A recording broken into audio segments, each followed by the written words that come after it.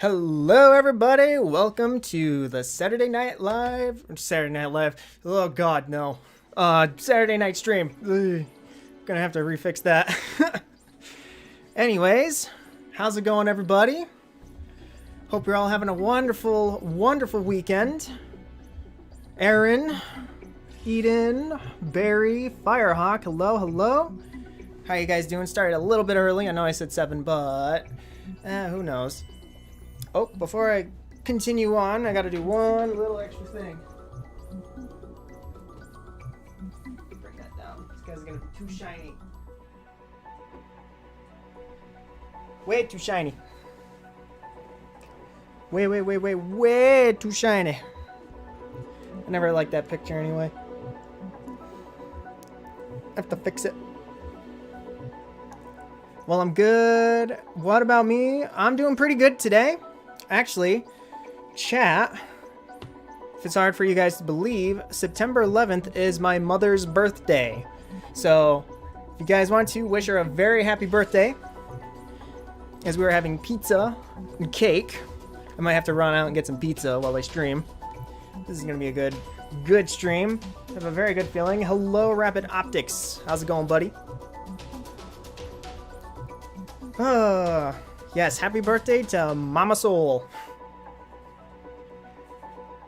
How old is she? She is 24.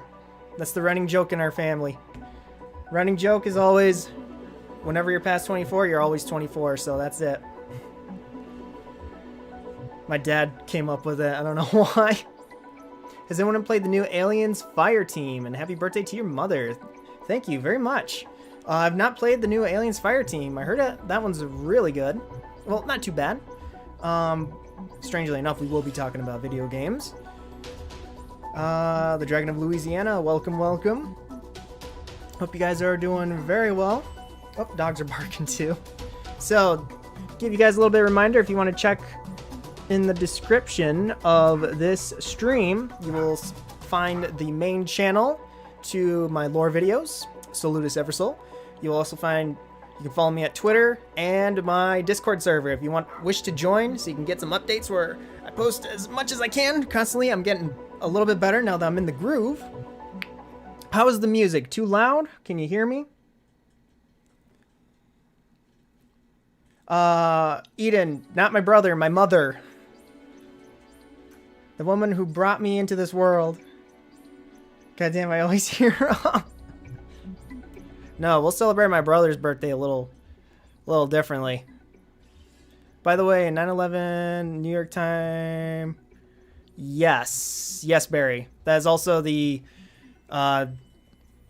another news too. Is the this is also the memorial 20th anniversary of what happened with the Twin Towers and the Pentagon and the 4 passenger planes that crashed. A lot of people died. All those souls that we lost during that year, and they will never ever be forgotten.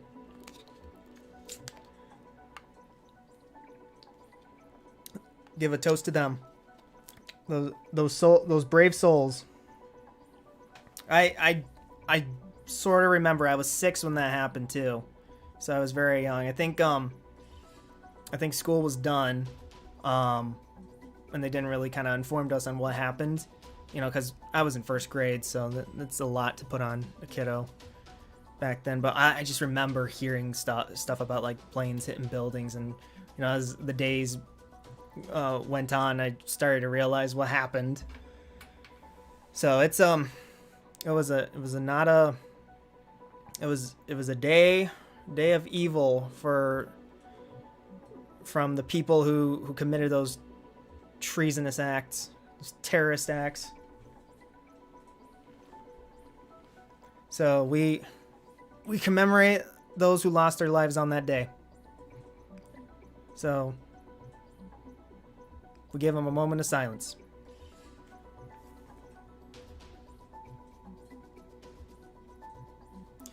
Alrighty, so next thing on the list for the stream today, we're going to do it a little bit differently. And what I mean by different is, let me get up the screen. All right, here's our to-do list. So I figured, since I released a recent lore video, and usually I kind of streamed it on the main channel while I was playing a game and talking about it willy-nilly, I thought, you know what? Instead of that, instead of me playing a game, let's just actually watch and react, and I'll commentate on the actual lore video, and then I'll talk about some thoughts that I had. You know, what made me want to, you know, like, why did I do it this way? What took so long? What was hard about it? You know, all that cool jazz for you guys. And then after that, I figured, since we're talking about video games, we should talk about the Dead Space and Knights of the Old Republic remakes. You know, my opinions on them, how I feel about both games. And then after that, I'll let you guys choose something that we haven't, you know, either we do something that you guys are used to me playing, which is either like playing Ace Combat 7, or having me react to videos for the rest of the night, which I think would be pretty fun. But it's your guys' choice. So as the time goes on, as the night goes on, we'll do that. We'll do whatever we want at the end. But first, we're going to start everything off as I slowly bring this down a little bit. Let's get into the reaction and commentary of the Fenrir lore video. Now, before we get started with that, I would like to let you guys know, if you guys enjoy the stream and you want to keep the channel going, the secondary channel, please hit that like and subscribe button and share with your friends and family if you guys genuinely enjoy this. And I hope I continue to do this for every Saturday. That's the plan. Every Saturday, 7 o'clock p.m. Eastern Standard Time. So, as we get going, my desktop audio is probably a little low. All right. Let's see if that worked. I'm going to look at my other screen. Yep, we are working. Okay, so we're going to get started and on live commentary of this. So If you guys haven't already, go check out the Fenrir lore video. And also, I really, really appreciate all the likes and kind comments that you guys have been sharing with me in the comment section down below. I've really loved your comments. I try to do my best to answer as best as I can. But since work kind of started, I can't get to everyone. So please forgive me. I'm not ignoring you. I'm actually doing the best that I can. So, without further ado, let's start the commentary.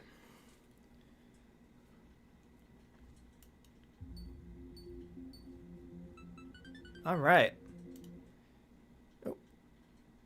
Actually, let me show you this.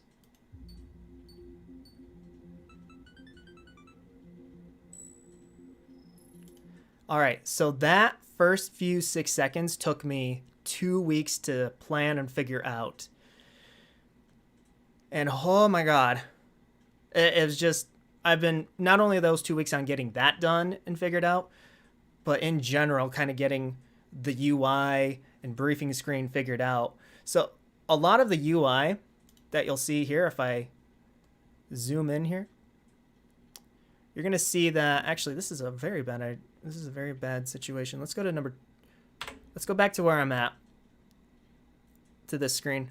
We're going to come back to it, don't worry. So what you see up here, let me get the agenda list down. At the top here for the UI, that is a mix of Infinity and actually no, it's two briefing screens from Infinity. The one from the satellite that Camilla is in the beginning, and then the arrowheads briefing screen. But I wanted to make it very like modern futuristic, but not too futuristic, just enough where you're like, oh, I know what's going on. So that took tons of time for me to kind of figure that out to where I wanted it to be, where it's not overly aggressive or not too much or cluttered. So this was a perfect mix on what I got here. And so let's continue on with this. Today's history lesson takes us to the year 2020. The Lasathian people are still reeling from the effects of the civil war that tore apart their nation. Alright, so this map also, I would say, took me about like a week to get figured out and planned, because I wanted to do the zoom in, but when I zoomed in, I wanted to make it very unique, something akin to Ace Combat 7's briefing map style. Now, the way doing it like on Ibis Paint or like Photoshop, where you got to take the map and kind of angle it to 45 degrees, that was very hard to get right consistently. So instead, what I did was I actually downloaded Blender, took the image of the entire map, and I just tilted it back 45 degrees, and then I just kind of used the camera, and then I just took a picture of it. And then from there, I transferred it over to my drawing software, and I just went over the lines, but also stylized the lines at the same time, rather than just copying it line for line for line. Is like, you know, you could do that, but then it's like you're kind of like on autopilot mode, so you don't want to do that, because then you're going to make mistakes and then they're going to pop up. So once you trace it over, then you go back and then you kind of figure out how do you want to stylize it so it can pop out and stand out. So it took tons of time trying to figure out the colors and like the glow. I would actually like do an effect where I duplicate the lines and then use the glow filter where it actually made it glow, and then I blurred it out a bit, and then I actually erased the glow inside to help it kind of stand out. I'll show you one example of where I did that when we talk about the planes. So this made it feel like a lot of not just Ace Combat 7, but also Total War. And I also had the idea of, okay, now what if I did some terrain, like these are some mountains, like these triangle pieces, kind of put those in there to kind of give it a little bit more depth to it. But I had to, for the sake of getting the video out on time, I had to decide, no, I cannot do that. If I'm going to do a mountain, I'll do details later. but that's going to take a while because this video was about trying to get the template down. Like all these little screens that you see pop up. However, they're unaware that they're like right here on the left and the right. I made templates. I actually made templates. So I looked up Ace Combat 7's examples. I used those as the reference and then I tweaked it up a bit. So they're not one for one exactly, but it's there where I used it and then I tweaked it up a bit. Now they're kind of all the same, like KN05.0704. Same thing right here, but I was like, I'm not gonna worry about that too much. It's just there. It's a placeholder. If I want to change it, I'll change it later. Soul, watching your videos process in the art form is really impressive. I really appreciate it, Aaron. Thank you, man. Yeah, I've been getting a lot of comments too, like the art style has been a lot better. Even though this feels more infographic, that was the whole point of this video, was to see how an infographic style would work. Because then for the next one, I'll take the infographic style, but also go back to what I've been doing originally with the older videos, where the screen would kind of fill up, you know, kind of fade into the scene and kind of play it out like a comic scene a little bit. That's how I kind of call it, as like a comic scene. Because, God, if I try to actually hand draw animate this thing, it's going to be a lot of time. Oh, God. At that point, I would just have to hire somebody to do that and be like, yo, can you do that? And it's like, sure. Hopefully, sure. So, also, I wanted to draw Navarro. For the past year, I've been practicing drawing faces, which have gotten so much better, in my opinion. The way I see it from compared to like preparing for Ulysses and the Zone of Endless one, which has been a year ago. They look better. I actually have a formula down, but I had to decide, okay, do I spend more time trying to draw someone's face from scratch, or do I just use this for now and then, you know, next time down the road I'll do that from now on? And I just decided, okay, I'll just take the image of Diego from Ace Combat X, but I also made sure to reference it, image from Ace Combat X, Guise of Deception. So it's like, hey, it's from the game. That's not my image, but obviously you guys are gonna tell that's not my drawing. It's definitely not my style. Your leader, Diego Gaspar Navarro, still had plans. So expect more of this style from here on out, where I get close up to the maps and then kind of angle them, kind of make them more presentable. So definitely expect more of this, because so far getting a lot of positive feedback from it. For them, South Osea was poised to become the stage of yet another conflict, the Aurelian War, a war waged by the impoverished Democratic Republic of Laysath against its southern neighbor, the Federal Republic of Aurelia. And then within the first 10 days, the large and advanced Laysathian military seized. Now I forgot to do a sound effect like pop and then have it go, decimating the front lines. but for time's sakes. I also did this one too. This took a long time to figure out. I wanted to do like a weird iron curtain for the borders to kind of make them like almost like a cookie cutter type of thing, where you see, hey, there's Laysath, but there's also their controlled territory that they took over, and then you can see a little bit of Aurelia, just a little bit. So I figured out the process for that. Now, I'm not a big fan of these icons, sort of to say the least, because they're kind of just like, ooh, and then there's not really a legend to talk about and to kind of tell what they are. I do have it right here, but I'm like, next time I'll just kind of do a 2D, like here's the plane, and then the person type of thing. I kind of want to make it more unique and help it stand out a little bit more. But yeah, here's also those things too. Like you can see, obviously, that's from the game. That's from the game. That's from my 2 years ago when I didn't even know how to freaking draw. like fundamentals wise. Now I could show you this video too, but oh god, that video. So anyways, continuing on. Catching the Aurelian military off guard, who were unprepared for their enemy's onslaught. It sure seemed like a quick and easy victory was within Laysat's grasp. Though suffering heavy losses, the Aurelian Air Force still had some fight left in them.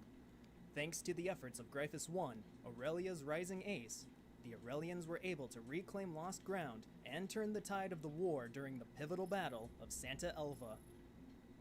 The engagement over Santa Elva saw Laysat's advanced airborne fortress, the Gleipnir. I said it correctly this time, folks. Gleipnir, not Gleipnir from my old video. It's not Gleipnir, it's Gleipnir. It's a Gleipnir. And I kid you not, I'm going to remake that Gleipnir video. I'm going to make that sucker sing. Because, oh my god, I said Liesath, I said Gleipnir. See, I'm not good at grammar. It's not my strong suit. So most of the time I have to like to double check that I'm saying it correctly. I go to Google and then I listen to what they say. So like Archelon, Alect, that's kind of was tough, but I didn't say that too much. But Shot down by the Southern Cross. Hey, Hamlin fan. This caused Laysathian troops to retreat to the occupied Aurelian capital, Griswold. Filled with a renewed sense of hope, Aurelia's forces began to push back on all fronts. But Navarro remained unfazed by the loss of the Gleipnir. The battle data gathered from the Gleipnir would be invaluable for his next project, the Fenrir. Hello, friends and fans. My name is Solutus Eversol, and this... Okay, right here. We can get a close-up. Actually, we can get a close-up here. Let's see. Ooh. Ooh. Ooh. Oh. What do you think, chat? Looks like me? No? Not even close? What do you think? Think that guy looks like me up there? You don't know how long... How many study sessions? How many... Why is there... Get that out of here. You don't know how many nights, free times, days, midnights, weekends of just practicing over and over and over again just to get it looking correct. The biggest thing that I hated about drawing heads was how I made every head look like a pencil head. Because every tutorial I was watching never explained like the width of the head. They never did. I was always so... Plus, it's always a problem with me being super analytical. I should not be like that type of guy. But holy crap. There wasn't any place that could tell me exactly like the width of a head. Now, there were a couple videos. I know from Mark Brunette, he did one about, drawing the front of the head, front of the face, and he did his type of interesting way to do it. He did the circle, because obviously they make you do like if you look up the Loomis method, they make you do the circle, and then they say, okay, now you're going to divide that circle in half, and then you're going to do 1/3, 1/3, and you're going to cut it down, and then you're going to measure from 1/3 bottom line down here, and that's your chin line. And I'm like every time I did that, my head made the head look like pencil head, like Patrick, pinhead Larry. I hated it. And it made me not want to draw for YouTube videos. I was debating like, holy shit, I cannot get this down correctly. What am I doing incorrectly? So, and then finally I just saw that video from Mark on his channel. And it's just finally clicked like, holy shit, what if I did the circle and said, all right, that entire circle is also the width of the head. No ifs, ands, or buts. There we go. And then I kind of figured out an interesting formula where I called called it the halves rule, where, all right, so I made the circle, then I cut it in half. And I went, okay. And then I took that half. So I basically took the cut part of that circle, and then I copied it, and then moved it down to get the other half. Because I also learned the head is 2/3. So it's 2/3. How do they word it? The length of the width. So basically it's like 2 squares make up the width of your head. 3 squares make the length or the height of your head. And then I went, okay, now I know that. And then I said, okay, so then if that circle alone, middle part is eyebrows, and then this part up here is hairline, and then this bottom part right here is nose line. And then I thought, okay, that half is chin line, and then I'll add a little bit up here to kind of fix that up a little bit. But then over time, I started realizing, okay, I can kind of change it up a little bit more, where I do the circle, and then I do the line down here. But then I was like, all right, don't make the chin touch that line. Instead, make the chin kind of close to it, because when I add a little bit up here, it's going to make the head a little bit long again. I'm going to have to try to measure it out here again, which is like, oh God, that's a pain. And I hated that when I like things that are right there as a guideline, because also doing the side of the face front view was also the hardest part to get right. I had to look at a lot of different artists on Twitter and online and how they did it. Like, if you guys don't know, on Twitter, Skylar Anderton, she does a lot of Ace Combat characters. She had an image somewhere that I saved, used as reference, and then I kind of just measured everything out because I liked how simple anime cartoon style it was, but also going into realistic, or not realistic, naturalistic. So it looked like that's a person, but it's obviously a hand-drawn person. So that's nice. I like that. So I just used that. Obviously, I'm not stealing it. Well, I'm not plagiarizing it, and I'm not taking it and saying, this is my own work. It's like, no, I'm not doing that. I'm actually comparing the measurements that I made by myself and then kind of overlaying it on hers, and then trying to figure out, kind of making adjustments and tweaks, see what I like and what I don't like. So I figured out how to do that. So, using basically the circle as the overall guideline to help me out with that and to make it easier. That's the biggest reason why you haven't seen a new lore video since Zone of Endless. Like that, because drawing a couple of scientists there, that just took forever, and I just couldn't handle it. I was like, I need to learn how to draw people if I want to get better. I need to learn how to draw faces. And then over time, now I'm just seeing, I learned, and I'm starting to see shapes in faces, like even like with eyebrows and the nose. I imagine it to be like an eagle with its tail down.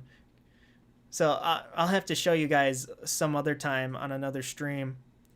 Excuse me, I'm here for geometry class. Is this the right classroom? Geometry classroom? Hi, Kevin. Welcome aboard. Just talking about my thought process with all these things. But just sharing my long struggle with drawing faces. And I'm going to have to show you, I'm going to have to like find old images to share with you guys on how I was drawing faces before. It was abysmal. Like, it was terrible. I couldn't even handle it. So I finally got to the point. Photo kind of resembles Knocker.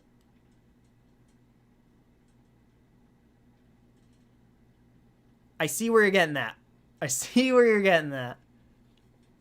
I'm going to have to do a comparison. Actually, let's take a look-see here. Ace Combat 7 Knocker.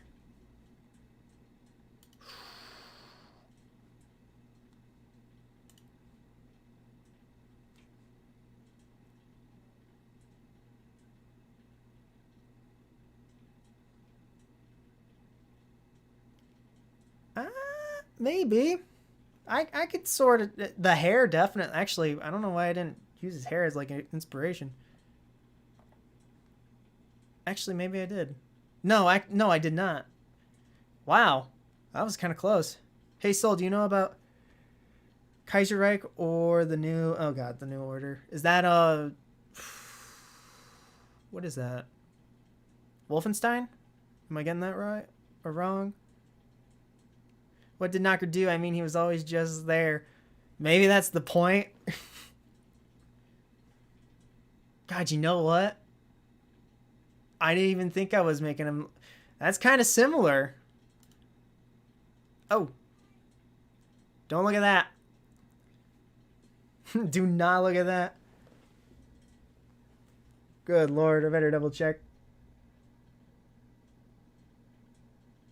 Did you see anything, chat?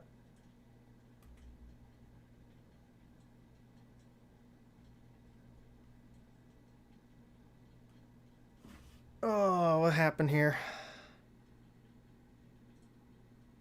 No, you guys did not see anything.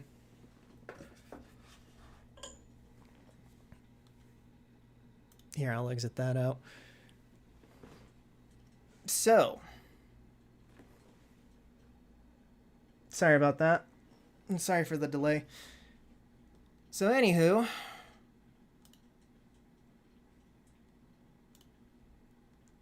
yeah, the hair. I'd say the hair is a little bit like Knocker's. Fox 1 special mission. Alright, cool.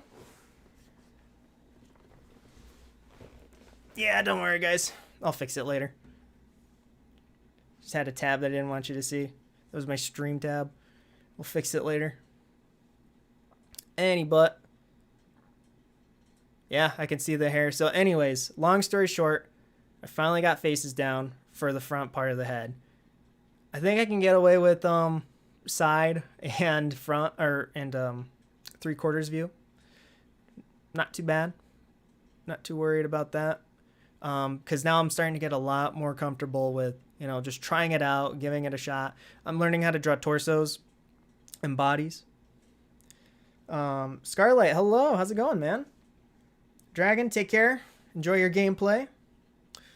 And I'd say, guys, overall, I'm pretty happy with what I did here. And plus, the logo... Oh, yeah, and I gotta mention, too, later. I'm still working on the new plane style to my own version of a fictional Strangereal plane. I will share that with you guys on the next stream. Not right now, obviously, because I don't have them up yet. But I had like an interesting design idea on how to make that work. It's sort of looking like the Fenrir, but it's not. It's gonna be like a weird mix of the Fenrir and this plane. I think you guys may like it, but I'm always up for some suggestions, which I will also post on Discord too, and let you guys check those out. So other than that, I am very happy and proud with where I'm at. I've learned how to shade, cell shade. I've colored in the lines. I've learned how to draw the face. I've learned structure. I learned a lot of stuff. I'm still learning, but I'm going to continue on learning so I can give you guys even more cool stuff in the future. So, with all that said and done, let's continue on with the video. This is Strangereal History. I think this calls for a little history lesson. And I actually like this a lot more. The XFA-33 Fenrir is a unique, next-generation, multi-role aircraft developed by LASATH researchers and engineers. So I like the transition on that, too. A lot of this is going to be a lot of infographic-style transitions. I tried to do as many sound effects as possible that I saved up on my iPad, my drawing pad. I also want to give a big shout-out to my friend on Discord, Munakari. She proofread the script. So a lot of what I'm saying here is basically her correcting grammar, making it sound a little bit more lively because I'm more used to just, here's info, there you go. There it is, I don't care. That's it. Because I'm not really good at, you know, making things nice sounding, you know, flowing. So big shout out to her for proofreading the script and helping out with it. Lots of credit to her. So let's continue. Such as EASA's Exo 2 Wyvern. All right, so right here, I mentioned earlier about the glow effect with this. So back at 222, right here. So I did a glow. So I drew out the lines, and then I duplicated them, and then the one underneath it, I turned it into. I used the filter tool and turned it into a glow effect with a certain blue color that I liked, and then from there, I blurred it with the blur tool, and then I took the eraser and I erased the inside. So that way, it actually stands out. So that's what I did with this style. Now, I will add like a faded blue color in the middle to help it stand out a little bit more. But I think I'll reserve that like I did later on in the video where I didn't have the glow, so it wasn't like too much. Like this one's okay. I think this one is perfect. Also, Soul, you have vastly improved. You're on your way to become a professional artist. Kevin, I really appreciate the kind words, but I gotta bring them down because I gotta bring everything back down to earth. I don't know how professional these will be. I would love to be like a professional, like concept artist or something that I can just jot up quick. Heck, even like drawing like something for Project Aces as an idea, like, hey, here's an idea that you guys are thinking about. I kind of made it up. Here you go. Hope you like it, and then use it to your heart's content. I want to like, that's like it's something I would love to do. Kind of like help add something to the world, be part of the world building. I would just really, really love that. That would just be a dream come true. But in order to get there, I'll just have to keep on practicing, which I'm going to be doing anyway with these videos. So the more I practice, the easier it's going to be. A large airframe. So Now, same picture. We don't know what the exact measurements were, but we can take a rough estimation when comparing it to the Wyvern's confirmed measurements. Okay. So the confirmed measurements on the Wyvern, those are canon. These are exactly canon. Now, the measurements that I threw up for the Fenrir, still yet to be determined. But I hope I'm not getting his name wrong. But on Twitter, there is a individual named Rythus. Shout out to him for taking the time to pull out a lot of the models from all the games and comparing them to all the other planes. So from there, I took that, plus even writing out, hey, we are not sure what the actual measurements are because we don't have them. Project Aces has not come out on stage and been like, this is how big the Fenrir is. It's this big, that chunky, that hefty. There you go, all done. No more questions. Going back to our room.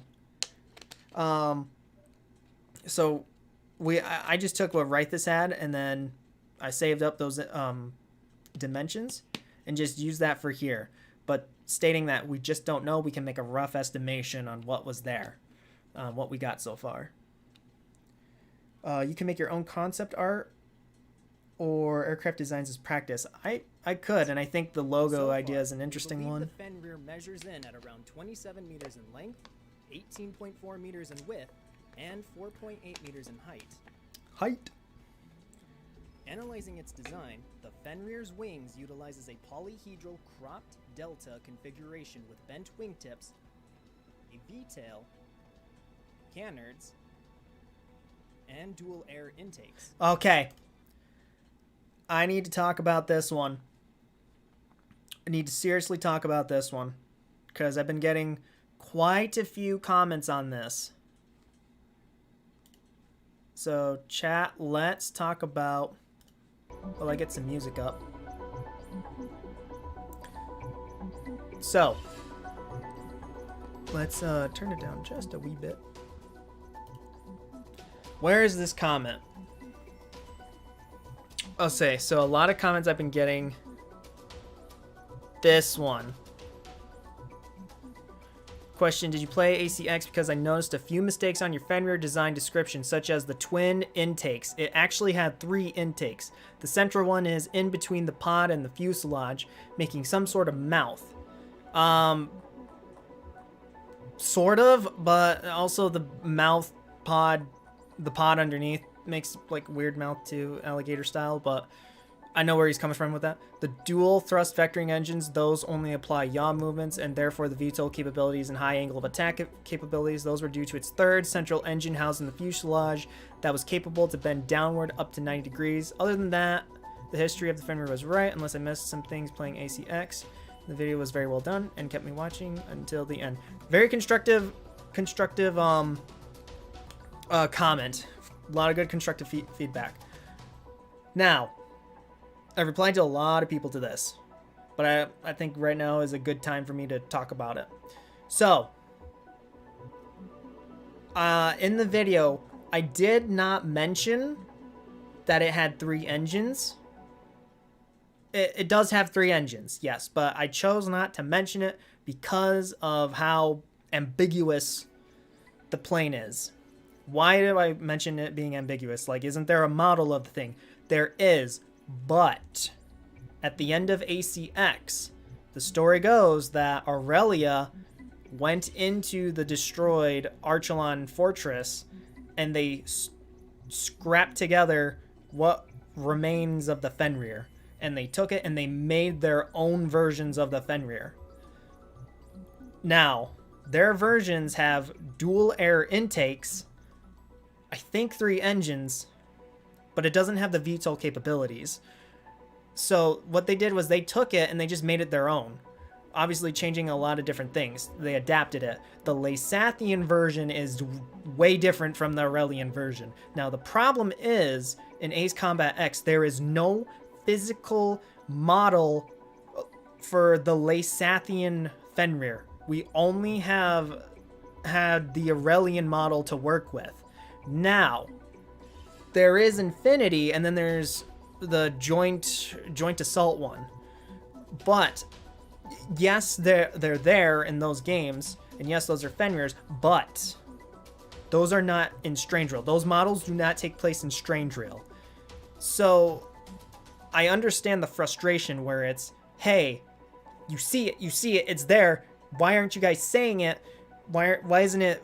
It's wrong in the wiki. It's wrong in Acepedia. Why aren't you guys saying it over and over and over? Like, I'm getting a lot of these comments, and I have to constantly have to tell them, look, we don't have the actual model, so we can't really say 100% that's what it was for Lasath. Yes, you can see it, but it's like a Bigfoot picture.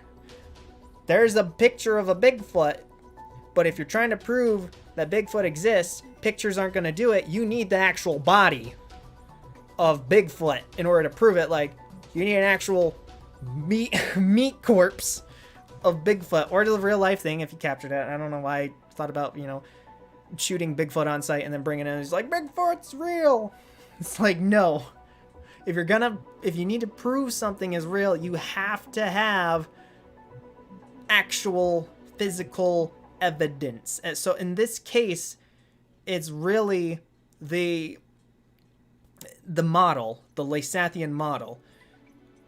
And I understand that, yes, it's frustrating. We see it all the time, but until we get that real model, that actual model, then Acepedia can go back and correct it. But for now, all they had to work with is the Aurelian model, which 2 dual air intakes. That is it. Okay, that's the only thing we have reliable from a Strangereal based game. And you can't count Infinity and you can't count Joint Assault. As much as you guys want to, I understand. I wish I wanted to as well, but that's not the case because it doesn't take place in Strangereal. It takes place on Earth, our Earth, this Earth, okay? Ours is different than theirs. I know. It's very unfortunate. But I'm glad that people are talking about this, which is what we need, because there's a lot of things not yet set in stone in the Ace Combat franchise. And I actually like how in the comment section people are bringing it up. It's a good discussion topic. So for that's why, I just kept it the way it was, dual air intakes. But until we get new information, let's say Project Aces puts the Fenrir in Ace Combat 7 and it's from Laysath, fingers crossed, it's a Laysath version, then I will let Acepedia know to change it, because I've been talking to Sly 2 on Discord. And I will also make an addendum video. So I will add into the description, I will make a quick short video, an addendum video where I make some corrections, and I say, okay, in this part on this video, this spot, I said this. Now what we got from new evidence, some new updates, is this is the case now. So instead of this, it's now this. Okay, that's the update, and that's what an addendum video will be. And then over time too, like, I'll probably delete that video and then just kind of add on to another one and just add it up again. It's just addendum videos, and then we'll continue from there. That way I don't have to like redo the whole thing, because from this point on, I don't think I'm gonna remaster this video. I slipped up there saying remaster. Expect some future remasters for videos, because I would love to do that. So anyway, that's one thing I wanted to talk about. And dual air intakes. So for now, dual air intakes, but I understand you guys. I'm not ignoring you. Another feature of the Fenrir is the mouth-like pod beneath its cockpit, which houses the frontal landing gear. The Fenrir was This is also where I should have capable like of colored it on the executing inside tight angle of if I didn't have a attacks glow and thing. VTOL capabilities thanks to its dual You'll thrust see vectoring coming up engines. real soon. Its technology proved to be highly advanced for its Right time. here. Once I did this, I'm like, I really like this. I just took the same color, filled it in, and then I just brought the opacity down to 50. Where it's like, ooh, look at that. That's a good looking plane. With his duck barrel. Instead of utilizing a flight stick, the pilot was able to control the plane's movements with their thoughts using the Connection for Flight interface system, or COFFIN, as seen with Grunder's ADF-01 Falcon. So yeah, that's true. It's with their thoughts, but they're not like asleep. But it's thought controlled. There's no flight stick. So I found that pretty interesting how they're slowly going into Ace Combat 3, when Ace Combat 3 is kind of a controversial topic. The Fenrir's main weapons consisted of dual autocannons and short-range missiles. Alright, so this next one, I wanted to draw the guns and the missiles, the standard missiles, kind of put it side to side, but then I was like, time, buddy, time, soul, you gotta just quickly go. So I was like, alright, I'll just say gun, missile. That's from Ace Combat X. In addition to this, it also boasted a vast arsenal Even these of ones? lethal special weapons, special air-to-air or air-to-surface missiles, and a small-scale version of the Gleipnir's SWBM. For more info on the SWBM and how it works, head on over to my Gleipnir lore video. There will be a... This video is my most viewed video on the channel. It's at 72,000 views. The video where I mispronounced Gleipnir as Gleipnir. This video is #1, and I'm still embarrassed that is the case. We make mistakes. That's what happens. Just got to move on and do better with the next ones. link down in the description. The Fenrir's developers also created an experimental microwave weapon that could be... Yes, so when you see this right here, artist rendition, I don't know what there's no actual model of the thing in the game, so I just have to make it up based on what I find online. be equipped on the super So it's like, here you go. Make it look like that. Function through the intersection of microwave energy beams generated by a nearby ground station and the Fenrir itself. When in range, The system created a ball of high. So basically, it had a microwave weapon here, microwave weapon here. Enemy aircraft. Made the beams, made it super hot here, and then it just boiled the fuel and went boom.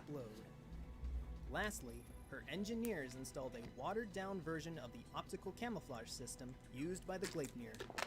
This system I am worked really by happy taking with how the I did background this. behind the airframe and projecting it around the Fenrir, rendering it invisible. Coloring in line Said work system further improved the makes aircraft's stealth capabilities by all reducing its the engine noise, difference. allowing it to make surprise Going to bow attacks out, on flight lead. unsuspecting enemies. Got a book to work on. See ya, Unlike a fam. Gleipnir, See ya, Aaron. however, Take where care, its buddy. system could function on its own. This downgraded system needed a ground-based energy emitter in order to function. The advanced arsenal of weapons, combined with sophisticated hardware and software, Yeah, just made instead the of black Fenrir a lines, formidable fighter. making it all muddy. But a fighter jet darkening this the lines advanced with the required an similar color. exorbitant amount of Oh, look. I also used, that's based off of, Harling's face. I just made it younger. That's him. It's good old Harlan on the $100 bill. money to They would put him on a Leysat's military Or leader, Zoller. Diego Zoller Gaspar bill. Navarro, funded and directed No, he the wishes he project was on that a- led to the creation of on a this roll of remarkable money. superjet. However, Navarro's goal for funding When I the first Fenrir heard that, I was thought I could not make to overcome me some Aurelian's good fast rising pizza. ace, Gryphus 1. Instead, his ultimate goal was to increase arms sales by mass like this one, producing too. and selling the I just literally took nation names and put them on there. So a lot of this that you see are nations. Even like this one, Eugelis. I'm pretty sure I spelled it correctly, but if not, you guys can fact check me. I will be okay with that. I take criticism very well. Don't feel bad if you're like, hey, that's not spelled right. I'm like, damn it, I'm sorry. I tried to do it off of my memory on that one. I know there's a Eugelis. There's a Eugelis, and there's also an Amber. Thinking back to my very first video, which I have not seen in a long time. Good lord, I haven't seen the Gleipnir one in a long time either. Bulgurist, Clavis, FATO or Fado, Gabet, Nordlands, North Point, Recta, Radio, Sotoa. Want to know more about Sotoa, please? Please, Kono. Tell us more about Sotoa, please. Is it Japan or is it Mexico? Because apparently Leysat is Mexico. I think. Veruja, that's south of Yuktobania, Wello, and Welvakia. I didn't add any of the nations that made superplanes because I was like, that would be weird. They already made their superplanes, and they already got the funds and the resources, so why would they want to buy a Fenrir model, besides studying? But in this one, it's like everybody else is like, hey, someone made a superplane, we can buy it. Fenrir to nations around the world. All of this stems back to the Leysathian Civil War. Because Navarro controlled a large interest in his nation's arms industry, he was able I really to wanted to amass do a pictures here, substantial fortune off of but I was like, weapon sales that for time's sake, I'll just profited do this during the again. Civil War. These funds were then used to create the Gleipnir and its earlier prototype, the Gander, The Gander. test beds for the upcoming Fenrir project. As So that was cool. What I read up on was these were the test beds for the Fenrir. These big old flying machines were literally them testing out those weapons for the Fenrir. That's just amazing to me. Like, one guy was like, I want to build planes, so I'm gonna build giant ass warships that fly, and those are gonna test out my tiny awesome planes soon that as are the not that Civil War tiny. was wrapping up, Navarro jumbo wanted to shrimp of continue Strangereal profiting off planes. of arms sales even after the Civil War ended. He misappropriated the relief aid money received from Aurelia and incited That's a good the image, too, that war-weary from the Leysats video to game. invade Aurelia under the pretense that their neighbor benefited from the suffering they had to endure during the Civil War.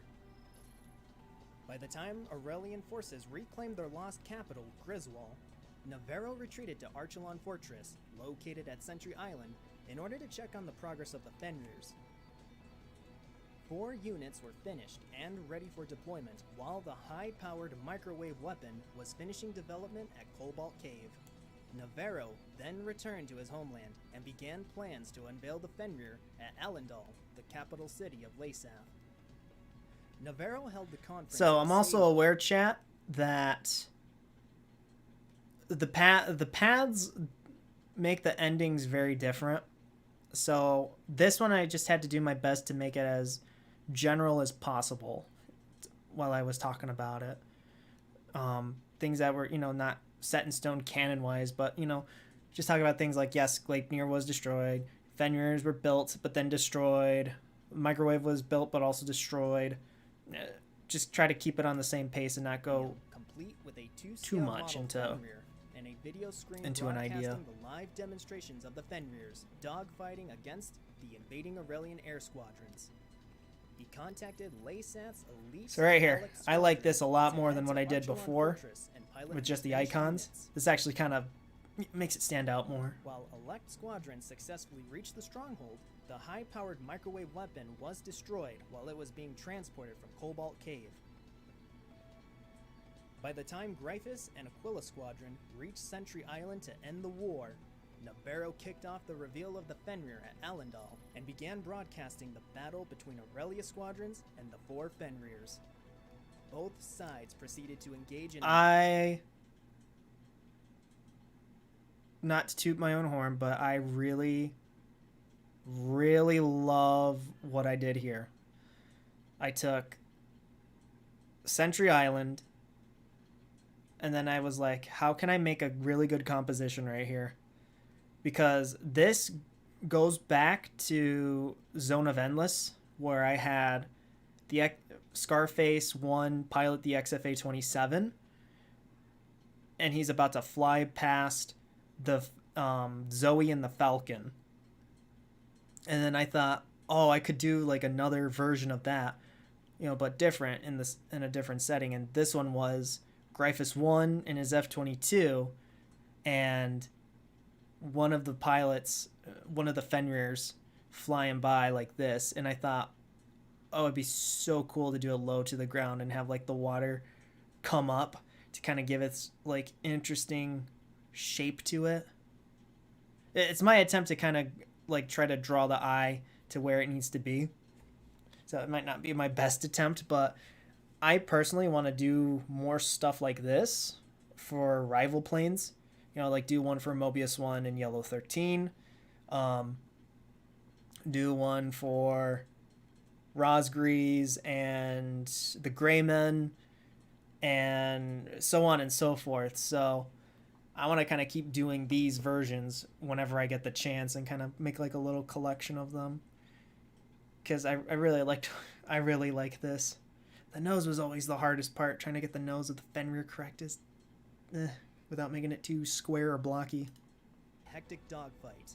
Despite their superior technology, however, all 4 Fenrirs were shot down by Gryphus 1.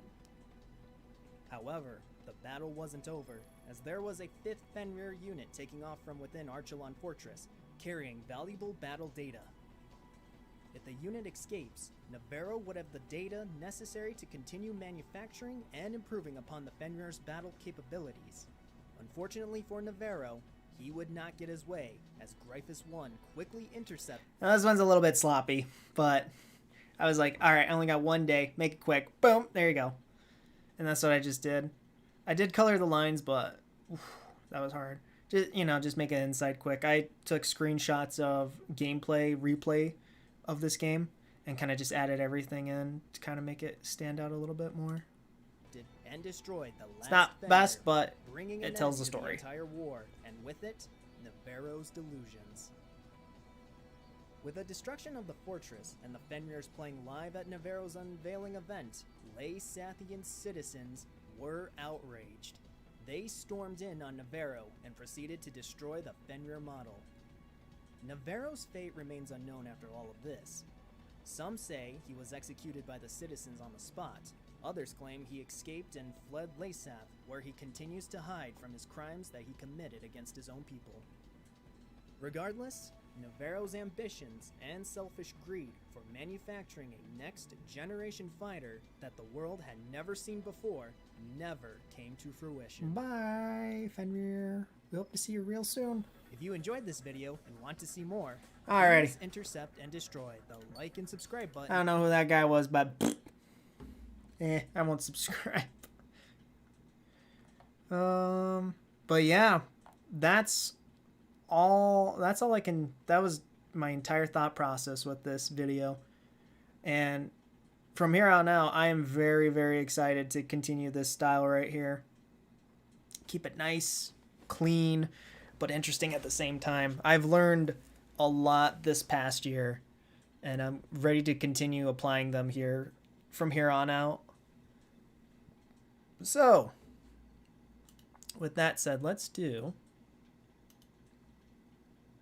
With the timeless protection of ADT, it's safe to say. Hey Google. This music right here, made by NetZone, shared it with me, God, almost 2 years ago. This is a good collaboration. I used it in the Arkbird video. I like this one a lot. This is a really cool one. I should redraw that for NetZone. That was on my phone. Can you imagine that? All of my drawings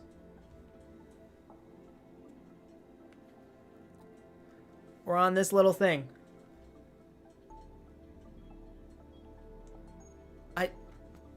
Now, I still draw with my finger because the resistance from finger to screen rather than trying to use the stylus where that's a little bit slippery. I should get an actual like cover for it to help out with that.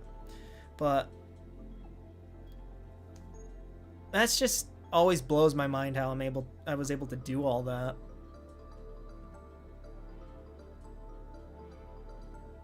And it makes me, you know, it makes me want to kind of spend some time to redo it again. Kind of do it correctly. That's just a really good soundtrack too.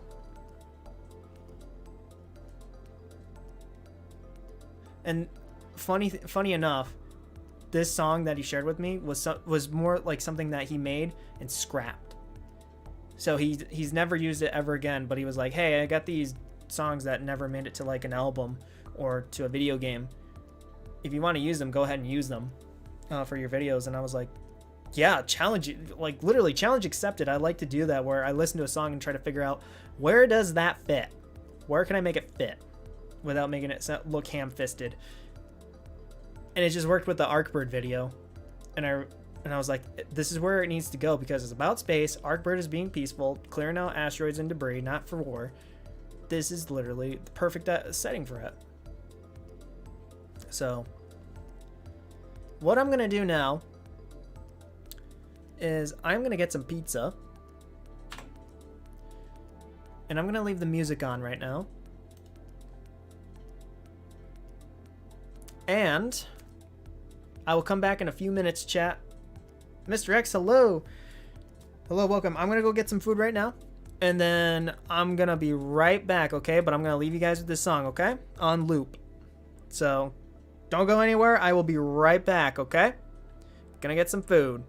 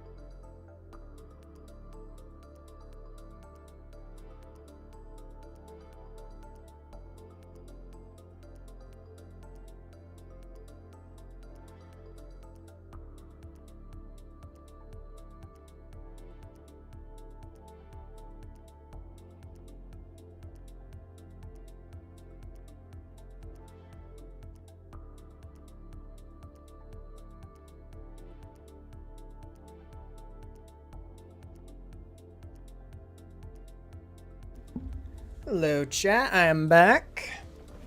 And guess what? As a great Toby Maguire has said in the past, pizza time. Homemade pizza, ladies and gentlemen. So I think for this time right now, it's a good segue into the next topic. So we watched the lore video. Now we're gonna we're gonna talk about Dead Space and the KOTOR remake. Now, chat, these two, Dead Space, the original Dead Space and the original KOTOR, Knights of the Old Republic, are both one of my favorite games that I've played when I was younger. Well, that's a lie on the Dead Space one. Dead Space, when that came out, I only watched gameplay videos of it, and I was fascinated by Dead Space. And it only took me to like 2017 when I actually got a copy for my PlayStation 3, and I started playing it, and I just fell in love with the game. Watching it, is one thing, but playing it is a whole different animal. So I figured, let's talk about Dead Space first. My thoughts about these remakes. So Dead Space. Speaking of which, y'all seeing my stream settings?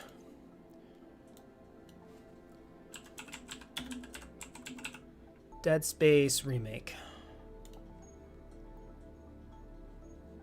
I am 100% excited about the Dead Space remake.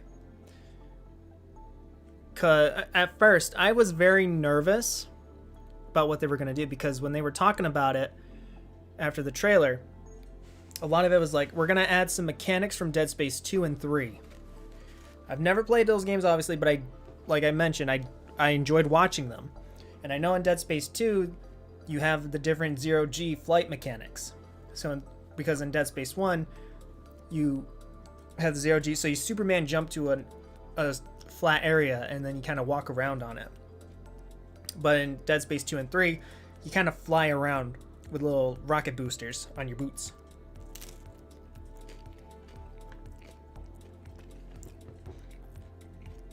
So I was very nervous, thinking this might be a lazy remake. But they did live stream process, game making process. Show a little preview on how they're building it from the ground up, and they're gonna fix up the levels. They're actually gonna add new corridors, new areas to help with these changes. So with the flight part, they added another upper level to it, and I thought, I like where this is going. They're not just taking it and pasting it and saying, oh, here you go, here's a remake. It was like, no, they're legitimately taking what's good and they're adding some new things to it. And I'm seeing that, I'm very excited. Another interesting one is, actually, you know what? Instead of doing that, I know I'm not yet on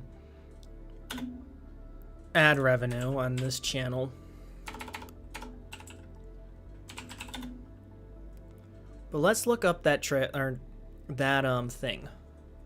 Not the trailer. The what is it called?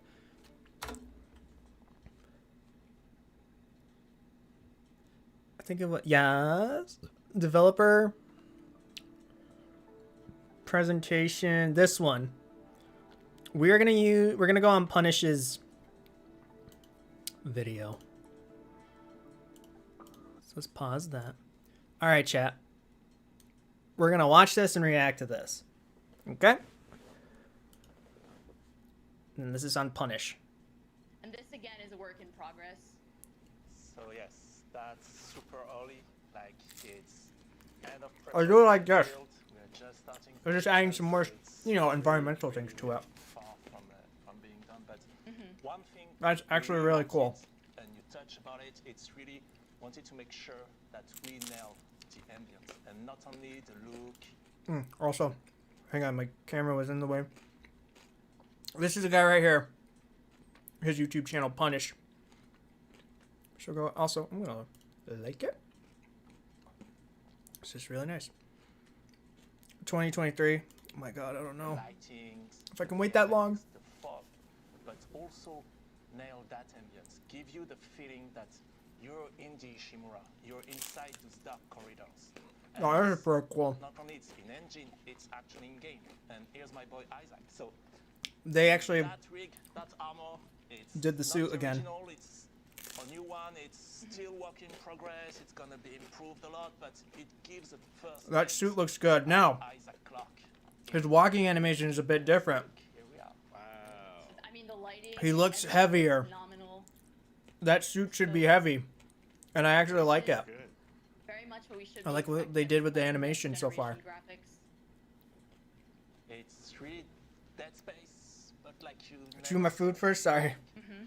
I'm hungry, but I want to talk. It's been almost 13 years, since the original game came out, the original Dead Space. Why is this remake happening now, and what exactly is Yeah, this pop remake? or mute myself. Can you elaborate on that?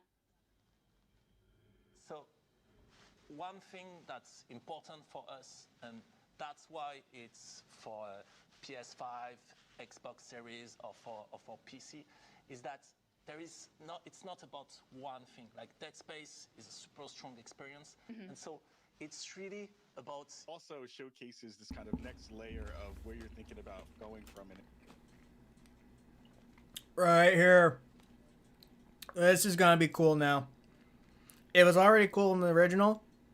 They're gonna actually take the mechanic from Dead Space 2 and try and make it work in Dead Space 1. You're gonna see how. An improvements perspective. Just talk a little bit about, where you're kind of seeing this move. We see Isaac kind of. So this was the medical area. This was the 0G like medical like bay area. Now in here, you have to go in and get a shock pad from 0G therapy room because you got to make like a makeshift bomb to destroy a barricade in chapter 2. So you have to like from there. Where is it? We see Isaac kind of in the space right now. From there, there's another platform close to you where Isaac is, right behind him. So you got a Superman jump onto the opposite side over here, because the whole thing is like a big tunnel. And then you have to Superman jump down to the platform, go inside, grab the shock pad, and when you walk out, then you got some leapers coming at you. So the idea is, you can fight in 0G. You're not safe in here. And this level shows that even in 0G, you're not safe in here. So if something fast is going to jump and get you, you better point to the wall and you better Superman jump over there to get away so then you can reposition yourself. Now this one, not a lot to the room. It was just 2 areas to go in and out. I'd love to hear more about, kind of where you're thinking about in terms of improvements in this layer too. So, for us, Right here. This wasn't here. really going back to the original Dead Space. There was no room right there. That's something that we felt.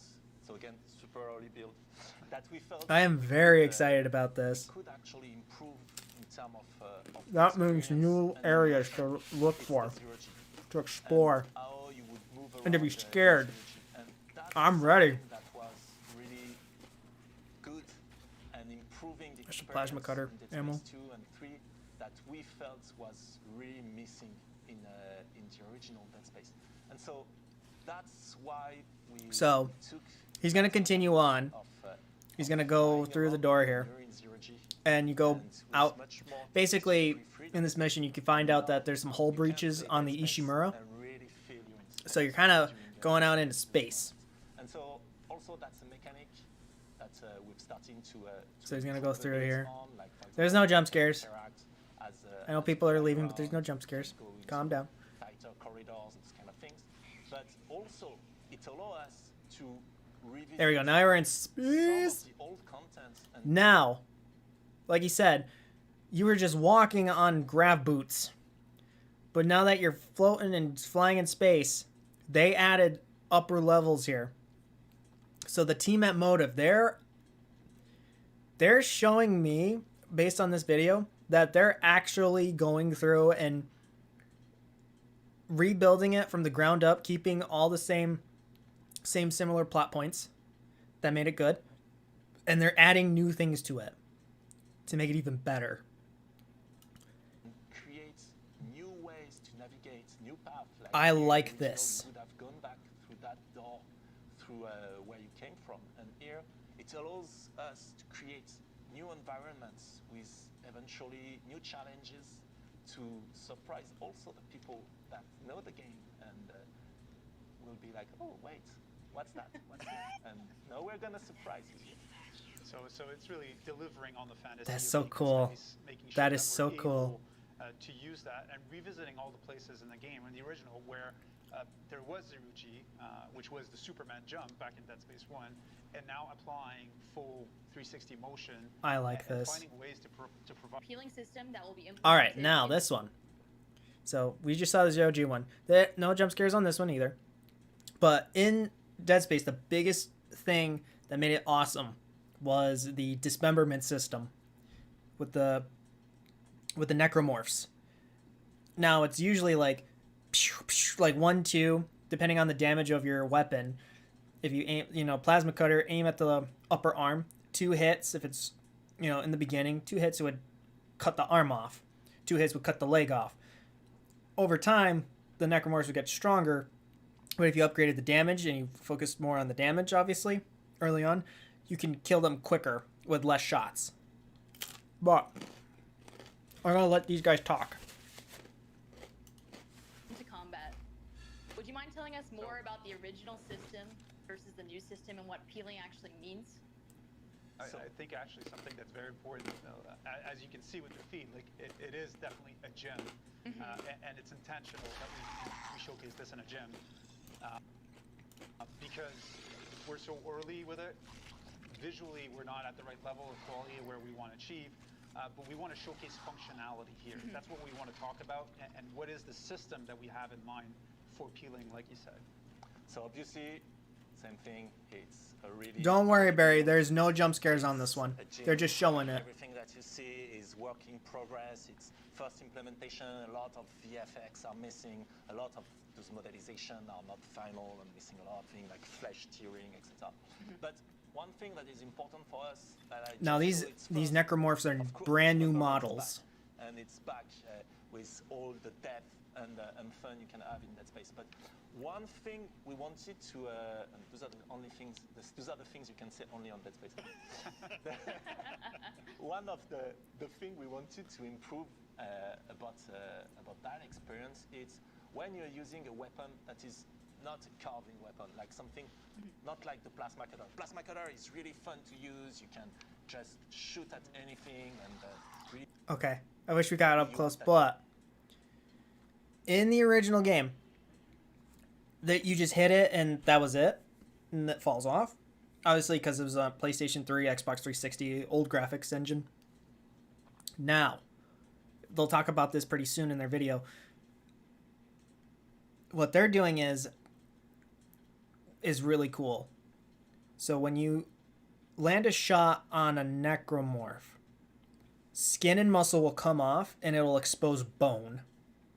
So it shows damage.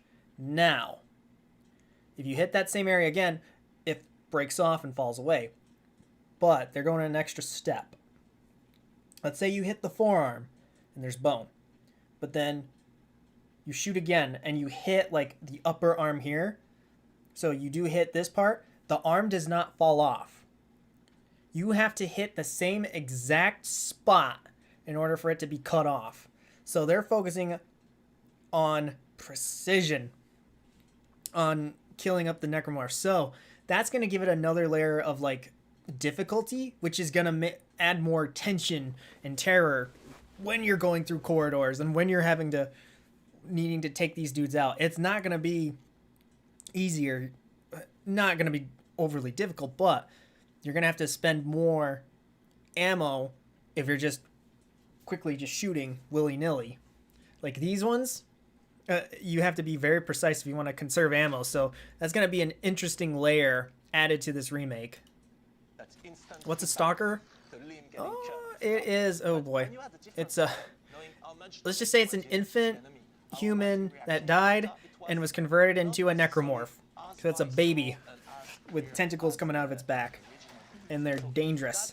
That's the thing we're working on at the moment, and we call peeling. It's basically that body destruction technology that we're developing that is allowing us to really remove, so at the moment, flesh out of the bones of the enemy, and to give you a good sense not only of gore and aura and ambience, but also of how much damage am I dealing to that opponent. Is my weapon actually useful against this one? How close is he to die? And that's something for me that is really interesting. And so when we were speaking about why doing a remake and where can we improve, those are an example of what we can do, is that we don't have anymore to choose which feature we actually want to push. We can have dismemberment. We can have much more precision and body destruction. We can Look at that, that's a skull. seamless loading for the wall sheet. So you can do all the damage you want, but you have to really focus on one area in order to do some maximum damage. Etc. And that's something really interesting for us. And another thing that is actually really interesting is that system. So again, for the moment, it's really early. For the moment, you're only showcasing it on the naked slasher, so you only see it with the flesh. But of course, later it's going to support like the claw, body armor, different layers, weak points, etc. But it also improved one of the core of shooting in Dead Space, which is around the precision, and not only the precision of my weapon, but as an example, the precision of the plasma cutter. And so, if I was to shoot, let's say, on that leg, then Oh yeah, necromorphs are very I'm creepy. shooting here, I I'm love not gonna cut the leg, designs. because I'm not shooting at the place where the bone is actually visible. If I want to cut that leg now, I need to be much more careful and precise in my aiming and in the shooting. And then, for us, what is interesting is that it opens a whole new layer. Cardboard. Favorite Dead Space game was the first shooting one. combat loop where you can have some weapons that are I better still need to play the at second and sounding third one. the enemies, some weapons that are better at cleaning them. Sorry. But the first one is so Some good. weapons that are better at cleaning the enemy and removing the flesh and the tissue, etc. And that's something really. I love learning about the lore Anytime Roman speaks behind about everything leading up really to passionate and expressive. Dead Space 1. Even with the team internally. How detailed are So- we talking here? Right here. In terms of the body destruction, the peeling, it's going to be really super detailed, as we can see on that video. So that's the first steps of that technology, if the video is playing, which is not, I think, at the moment. Yes. We're gonna show how they're You can see that it's really how it comes super comes precise. off. It's exactly where you're aiming, where you're shooting. It's exactly respecting the shape of the projectile at the enemy. If it was That is fire, so cool how they see do it that. through the body of your enemy and burning the flesh, etc. It's the peeling, the Here we go, here's the skull. body destruction system is going to be super precise. That is so cool. Of pure dismemberment, even where you're able to cut the necromorph's limbs. Here, where we want to improve it, because we feel like characters like the slasher, for example, Oh, Barry. The ones in Dead Space 2 are even grosser. in terms of gameplay, like they are different behavior based on whether you were cutting the legs. Yeah, and these the are head, dead whether people you were reformed and etc. reanimated So into here our goal, it's living for enemies like dead slasher, it's not nightmares. necessarily to improve or give more precision where you cut. You can cut the enemy. It's more to try to extend that fun and that depth to other enemies that tend to be a bit lighter in terms of dismemberment. It is and, literally body for horror. example, the Infector or the Brute. Like, I can't wait to show you when you get behind the Brute and you start to peel his back God, and dig yes. for weak points. Oh, I can't wait. That's the type of improvement we're looking for. Get to the weak points. Yeah, I love the peeling of the different layers of skin down to the organs and bones, especially coming from a medical background. It's just insane to see. I really The like level of expectation the is skull very part. much up That- here, and, It's you so know, we'll goofy see but that. awesome at the same time. One thing that you Wait. Let's go back a little bit more.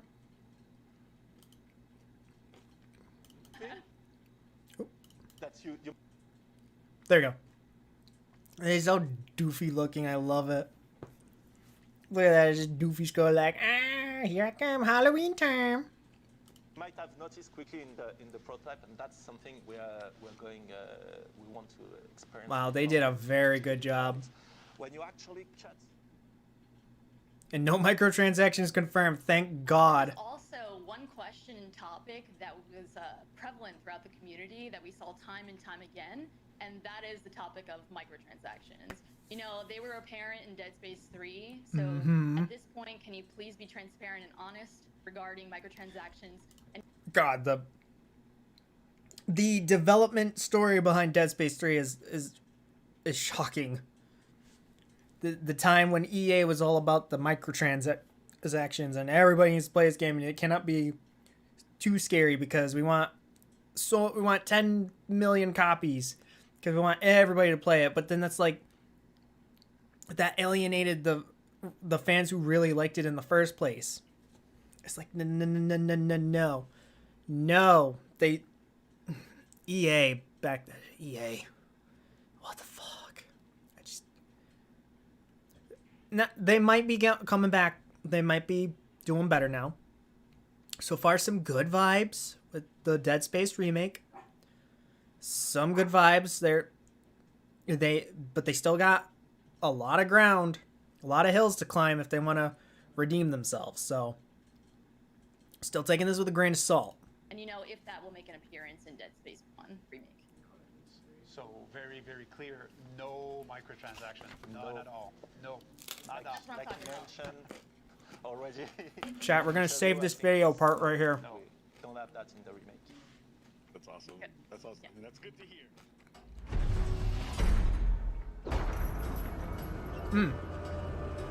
That was a reveal trailer too.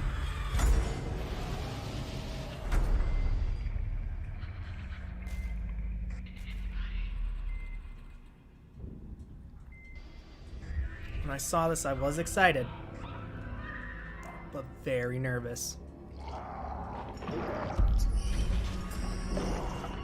But now I'm ready. I'm excited now.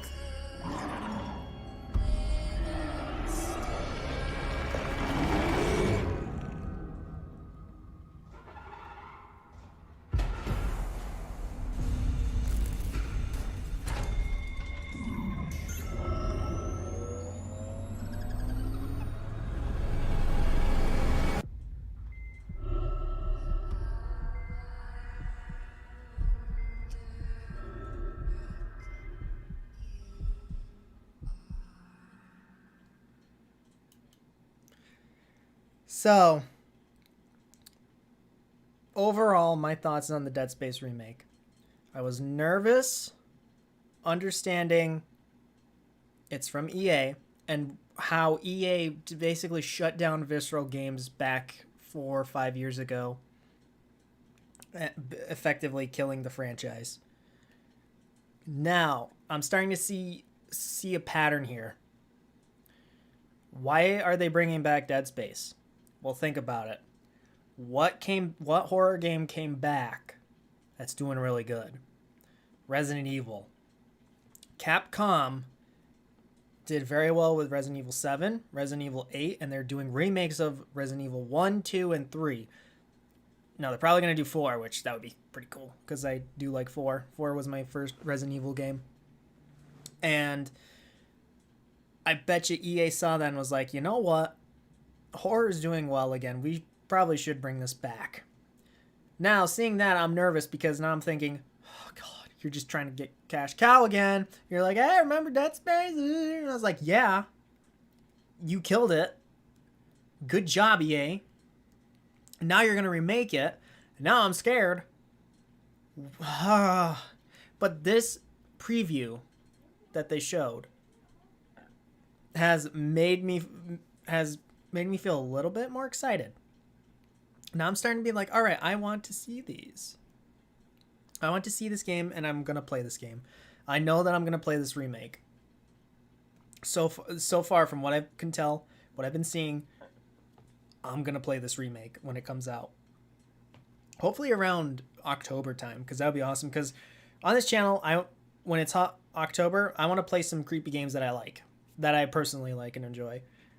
And with the remake announced, I really want to play Dead Space, because it's one of the first horror games that I played and beaten. Instead of oh, hang on 1 second, chat. I gotta go do something real quick. I gotta go sing happy birthday. I'm gonna go play this right now. I'll be right back.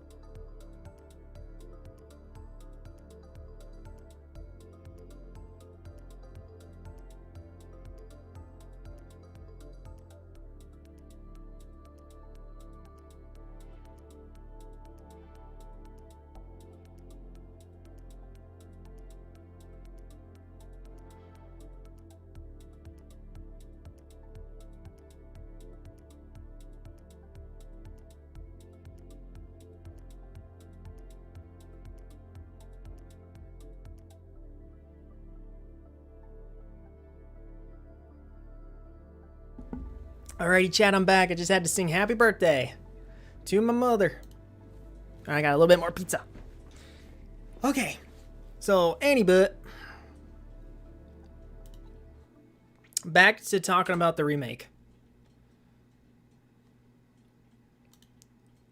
If I got it right, yep.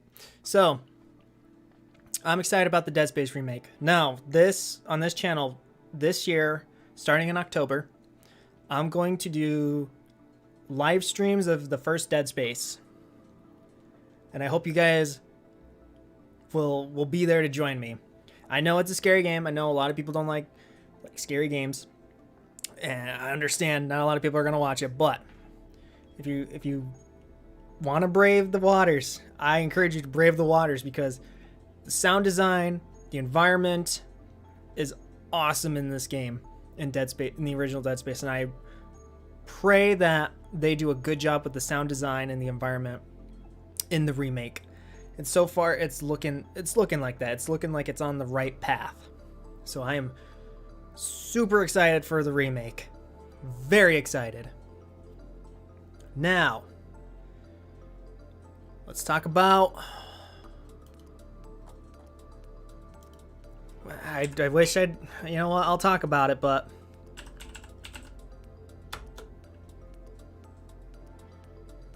Knights of the Old Republic. This is another game from my childhood that I really, really love to play. It's like, you know how a lot of people say like Final Fantasy VII was their first RPG game that they played that they really love? KOTOR was my Final Fantasy VII, as a comparison. I really loved this game. I think I have the original somewhere else on a different PC, but I'm going to download the original and play this one too, since it's a damn good game. I need to play the second one, and I was so sad to hear that the third one was never a thing. because that would have been awesome. Because Revan is by far one of my favorite characters in Star Wars. Favorite characters, because he's literally experienced dark side and light side. He's both. He's literally the idea of balance. So, seeing the announcement of the remake a few days ago from the PlayStation Live event, I was excited. I was like, oh wow, they're bringing that back, and I was thinking, oh, this could be pretty cool. I was happy for like a good old 2 hours. Then I started to look into who wrote it, who's gonna write it. Apparently, maybe this is the one right here. I'm sorry, James Gunn, you're gonna hate this remake. Can't believe I'm freaking...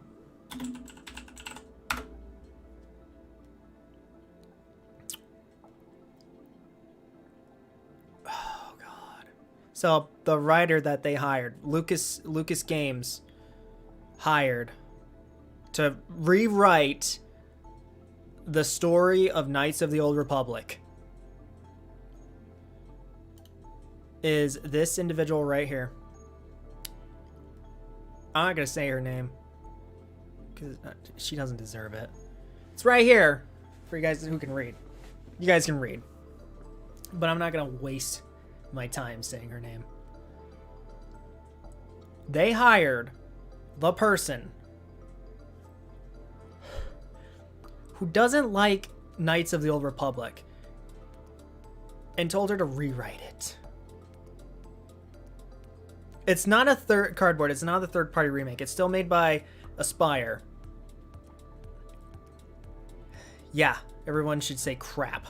This is a bad sign.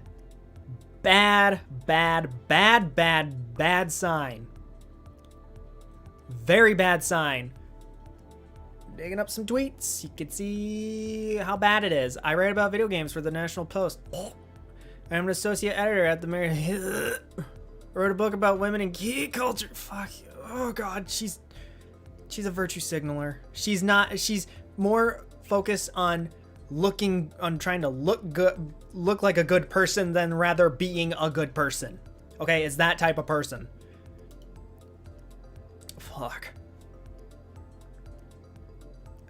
Ugh, she's just, if you look at these tweets, she is not a good person. She is a horrible person. And oh my God, the moment I saw the remake trailer, I was like, holy shit.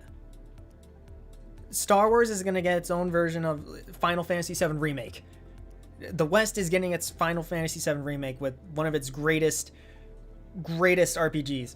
Knights of the Old Republic. A lot of people love Knights of the Old Republic. They like the lore, they like the world building, they like the characters, they love the characters. Not like, love the characters. She reminds you of J.K. Rowling for some reason? No, this is even worse. I would rather have J.K. Rowling probably sort of rewrite this because it'd just be just nutty insane. No, I don't know. It'd still be bad, but it probably wouldn't be as bad as what this monster is gonna write.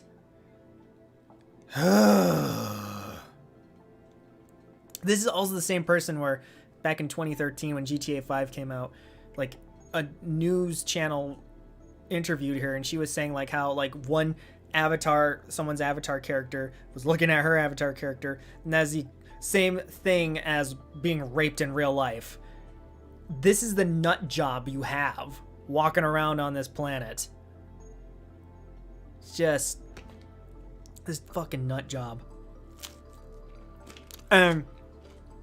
Lucas Games, I bet you anything, Kathleen Kennedy probably went ahead with this. They hired the person who literally tweeted their game that they do not like is Knights of the Old Republic. And they were like, you're hired to rewrite this.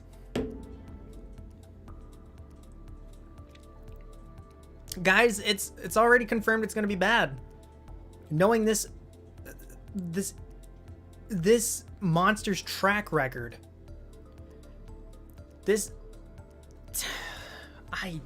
I'm not happy.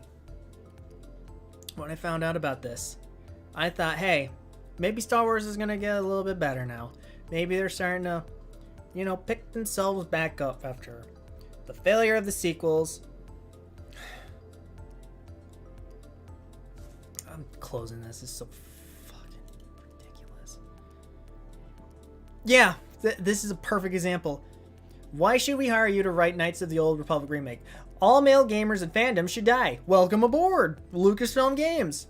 Yeah, that's literally them. Right there. Just... Guys, you could have had the easiest win here. You could have been like, hey, we're remaking Knights of the Republic, folks. We know you like it, and this could have been like, hey, as much shit as we did in the sequels, we want to make it up to you, and we want to bring people back into the Star Wars fan base and, make some money. No, it's like these guys, these guys don't want to make money. It's like they just want to keep destroying everything. It's going to be The Last of Us 2 all over again. This is what pandering does to your brain. It makes you a fucking hypocrite, a fucking delusional person who's telling people you should be good, you should be this, like me, like I'm a good person, I'm all this good person, and then they immediately turn around and they're wishing men to die. That is not a good person. That is literally a closet Nazi. That's what they are. They're a closet Nazi. Who shouldn't deserve a job like this. They don't. They should have had somebody who was a really big fan of it. Of Knights of the Republic and made them rewrite it. Take what was good about it before and make it, and make it even stronger. This is a blatant piss on the story, crumpling it up and then throwing up a bastardization of it. That's what it's gonna be. And I'm not happy now, and I know it's gonna be bad. I just have a very strong feeling it's gonna be bad, but when it comes out, I'm just gonna be upset. Because they're gonna ruin my favorite character, Revan. They're gonna ruin my favorite supporting characters. They're gonna ruin Bastila. They're gonna ruin Karth. They're gonna destroy Canderous Ordo. The Mandalorian, not the show Mandalorian, but a Mandalorian warrior who fought during with Mandalore in the Mandalorian Wars against the Republic. It's just they're gonna turn him into a freaking.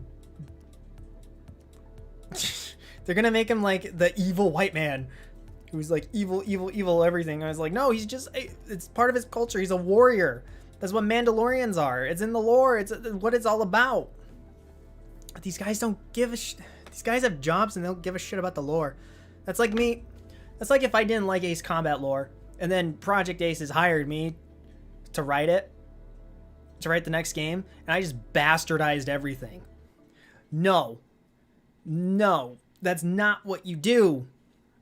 It's not a good decision.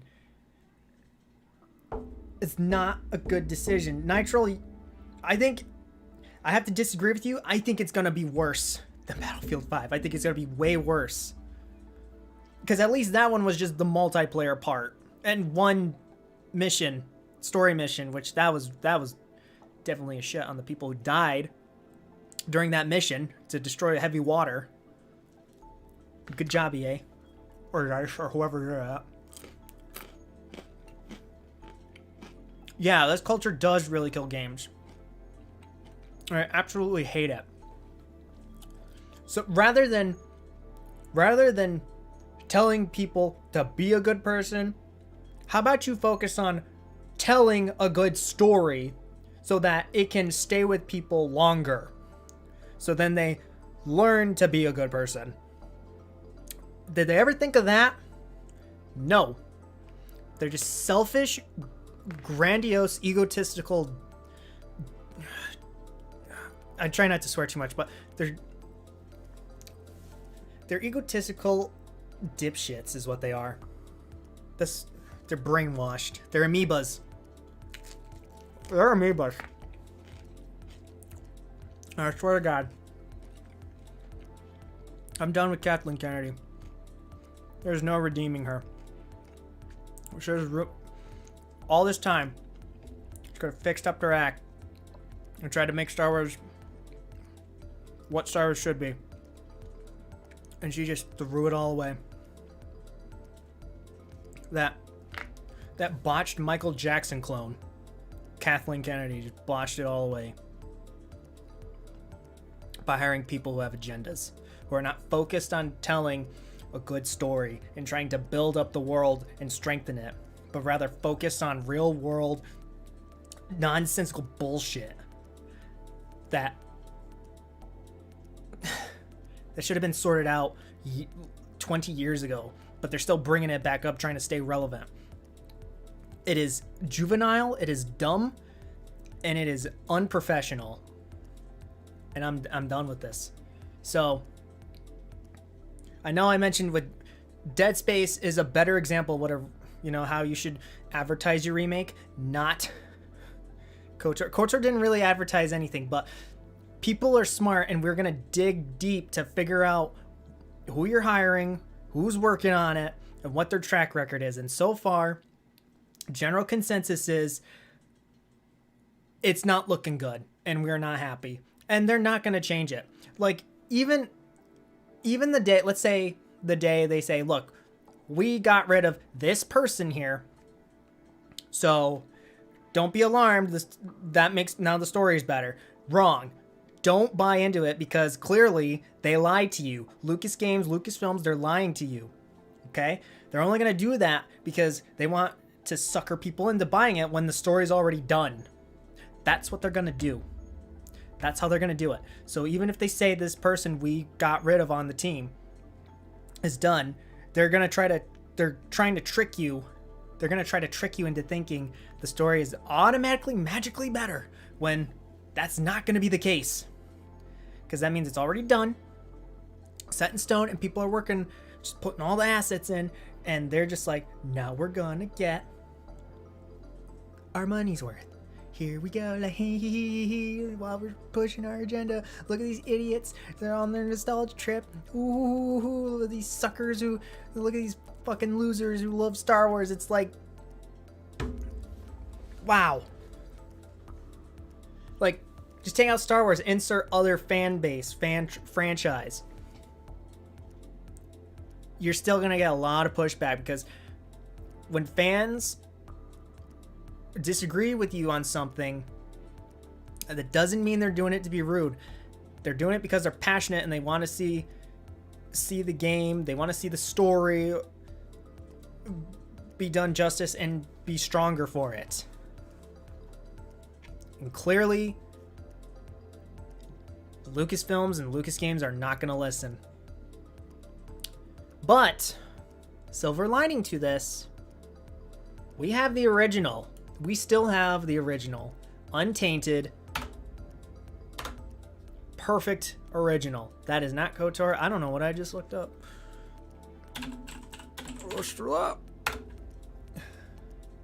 There we go. We have the original. That's number 2, but still. There you go. See, $10 on Steam. Go buy it on Steam if you have Steam. I highly encourage it. This is a very good game. And you know what? Just like with the Dead Space remake coming out, and I'm going to play the original during October, I'm going to play the original Knights of the Old Republic. But not to honor the remake. it's to spit in the remix face. I'm going to play the original on this channel, and we're going to have a good time. We're going to enjoy a classic. We're going to love the story, and we're going to forget the remake ever existed, because clearly they're too busy forgetting that the fan base exists. Okay, you know what? What goes around comes around. That's what we're going to do. We're going to play the original.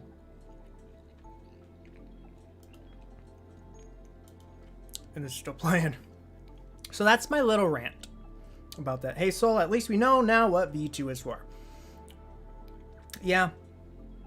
Yeah, but make it V2, but one individual. One individual. So, make it 2 individuals.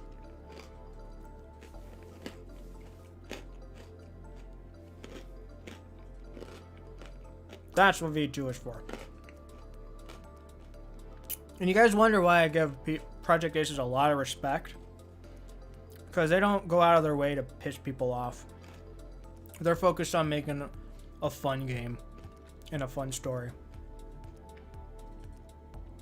And that's so rare nowadays. Especially, you know what? It's rare on the western side. It's rare in America. America, we have gone downhill. We lost sight of what was important, and now we're just pissing in the wind.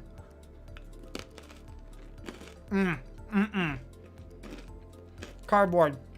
Let me bring that back up again. Turn out fine? Nuh-uh. It's not going to. It's not going to. Trust me. Do you think these people change quickly? Are ever going to change? No, they're not. They are not going to change.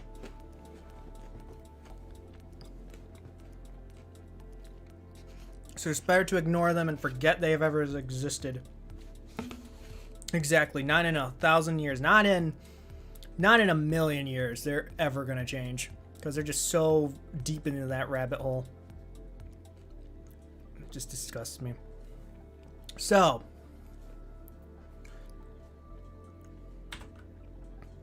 With that said, let's get into the next part to wrap everything up. So chat, you got, well, the few people that are in chat. Yeah, over Harling's dead body. I agree. So, got 2 choices. Do you want to see me react to some videos? Or do you want to see me play some Ace Combat? The 2 people in the chat. I don't know, that's why I made the second channel, because I know a lot of people are here just for the Ace Combat. Which is fine, but second channel is always fun to do other things. That's what I like to do. Because I either can react to my old lore videos, or we can react to some other videos too that I've never seen before.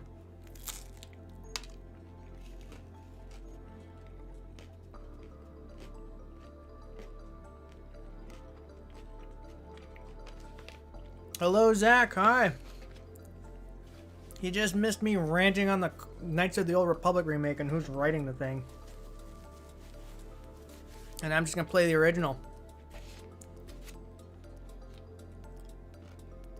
Same? No, I got to choose one, guys. Can't be all wishy-washy.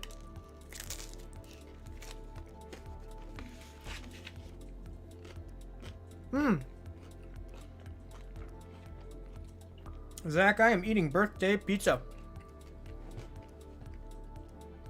It's my mother's birthday.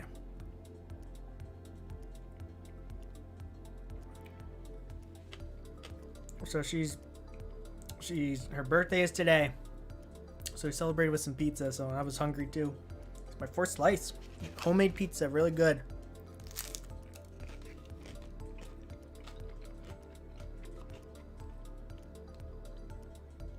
Ace Combat 7? Ace Combat 7? Alright.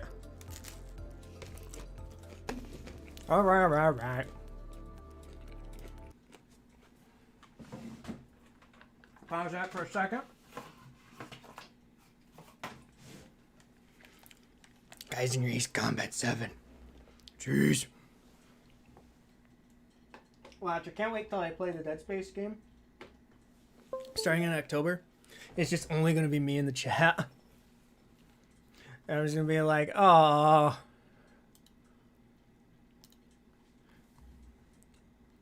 I'm just going to be by myself talking. I'm going to talk nonsense. Like Maxar's videos. In this game, you do this and do that. And then you love a man.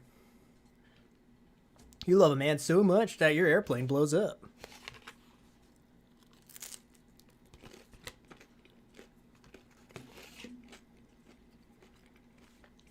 Okay.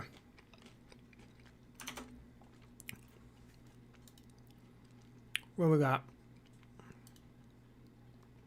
Hey, it works.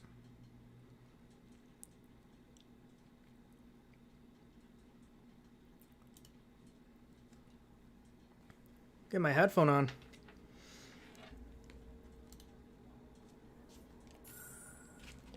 Let me just finish this up. Oh, I forgot.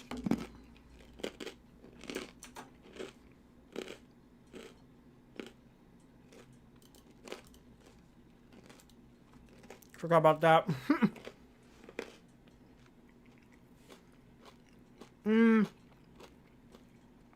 What do I think about Maxar? Maxar, this is not an attack on him. I'm sure he's a very fine dude. I just don't find his videos like funny. I just don't find that type of content funny or enjoyable.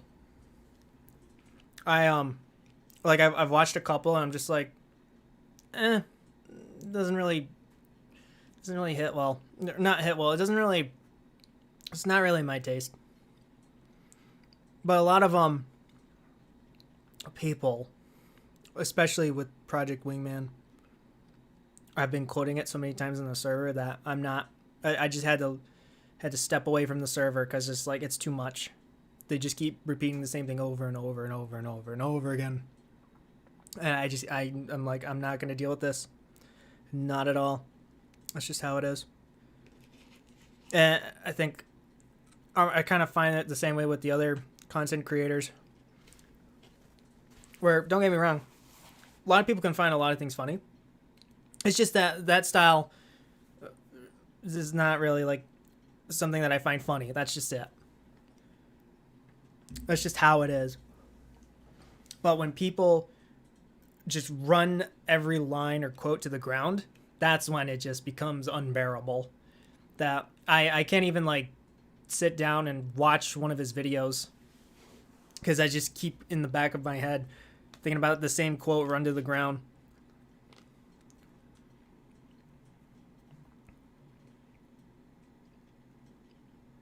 Nitro, I have no idea what you're talking about. Like, if that's a Maxor quote thing, I literally I don't know what it is. Even if you explain it to me, I'm going to be like, oh. Yeah, cool, sir. Like, remember my April Fool's video with Torres? That's what it feels like with a Maxar video. I just call it nonsensical babble. Is what it is. That's just how it is. But hey, his content's doing really good, so he's doing something correct.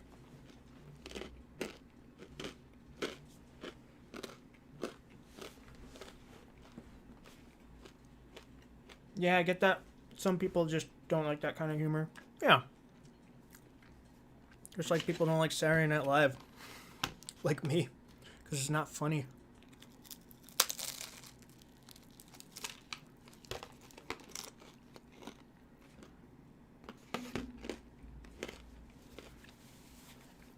Even Maxar admits his stuff is nonsensical. If he's self-aware and he admits that, more respect to him. more respect to him because that's just how it just comes off to me. And I just don't find it funny. But a lot of people do, and it's like, okay.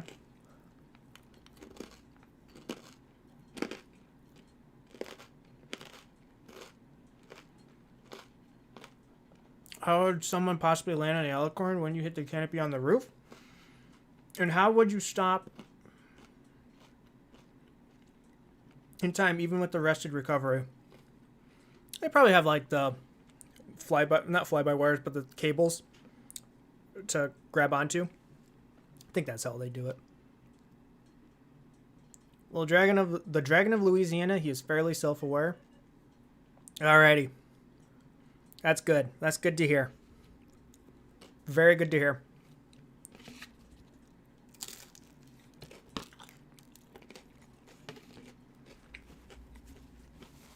Because even so, when you listen to him, his voice is very, very enunciated. Very like, in this game, you do this, and you do all these things, and yada da da da, and oh la la la la. This person has boobs, and this person has a bingus. Yeah, that type of deeper enunciated voice, like you're selling something to somebody. You can tell in his voice. It's very like, it's very enunciated. It's very over the top. It's a parody.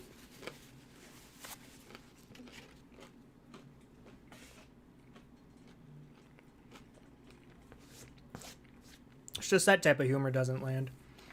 And it makes it worse when the fan base drives it to the ground and it, looks at you and expects you to laugh all the time. Like the orange memes with Project Wingman.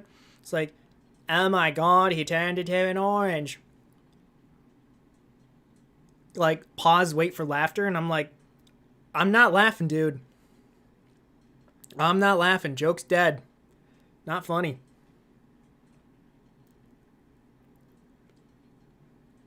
I feel his newer videos have gotten even faster.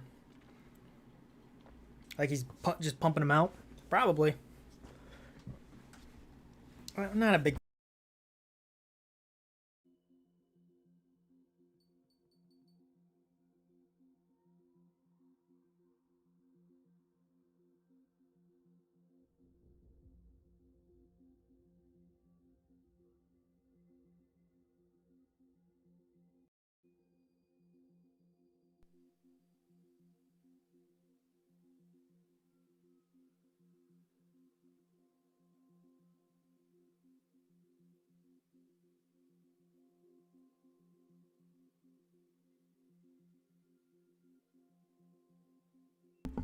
Can you hear me now, chat?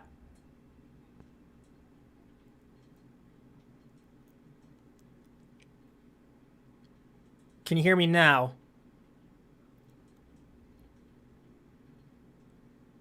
Just yes or no? Yep. Okay, thanks, man. Who the hell's Grav? Wait a minute. Wait a minute. Folk, is that you? Okay, good. I accidentally hit the cord off of my mic. I accidentally hit it. Alright, to answer your question, I feel on the newer videos haven't gotten even faster. And you were talking about the... Okay, so you were talking about the editing. I have to say, yeah, when I saw the Project Wingman one, it felt very like... And I'm like... Stop! It's like, holy crap, just slow down. There's no enjoyment out of it. You can't really watch something over and over. It's like a big old... It's like a big old troll video. Is what it is, and you can't take it seriously. Or you can't enjoy any humor into it. What to play? Let's get warmed up with special mission. Okay, just didn't know it was you, Folk. Watch all the people jump in because I'm playing Ace Combat. Any bit.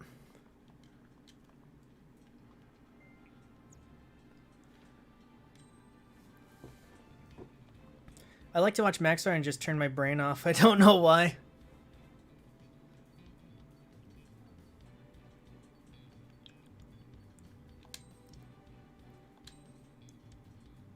Yeah. Yeah, I can't really... I don't know, it's just weird. No, even when I'm tired too, I just can't laugh.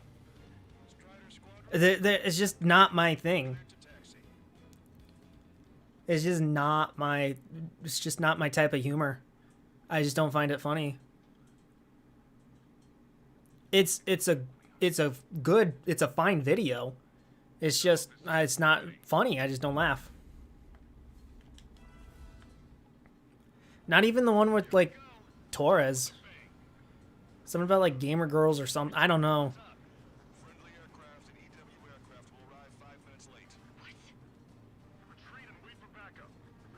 Oh, my camera's being all messy.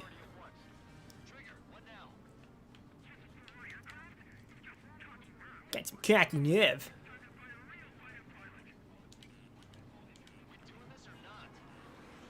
I'm doing it. Whoa.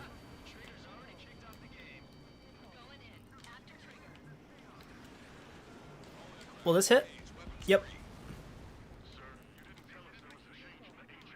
Oh. Gotta kill all the phantoms.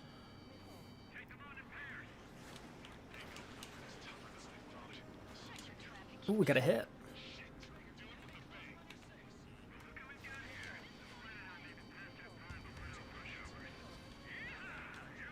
Because I don't like how the phantoms go to the boats. Okay, so that's heresy. His Captain Torres part was funny, at least to me. What was it again? Okay, you know what? We're going to the damn video.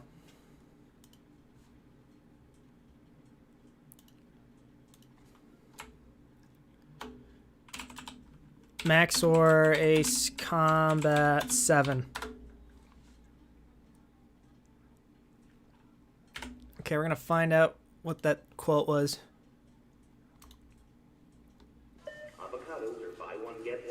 Also, this is on Maxor's channel. Go check it out, the original video, but I'm literally just gonna go to the part. No, skip the family plan, I don't care. Ace. Okay, where is it? Torres. Boat. Okay, was it right here? It's my mental illness, so I get to choose the coping mechanism. Alright, so we're pretty sure that the raving homeless guy has to park at Anchorhead Bay in order to resupply his giant submarine. Just nuke the entire fucking port. I don't know, it's a filler mission. I think I've already talked at length about missions where you just kill things for 15 minutes straight and then nothing else happens, so we're gonna move on to things that are exciting. Yo ho ho, on the sea we go, send this bomb and away they blow. For salvation we fight and the truth we know. I will kill again and again for this virtual hoe. Yeah, so a big part of this mission is actually dodging all the cluster munitions that Patchy the pirate sends at you. Hang on guys, I think I hear a different kind of mental illness on the horizon.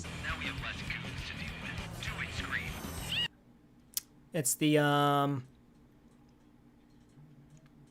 cringe squad. That's what they are. Cringe twins.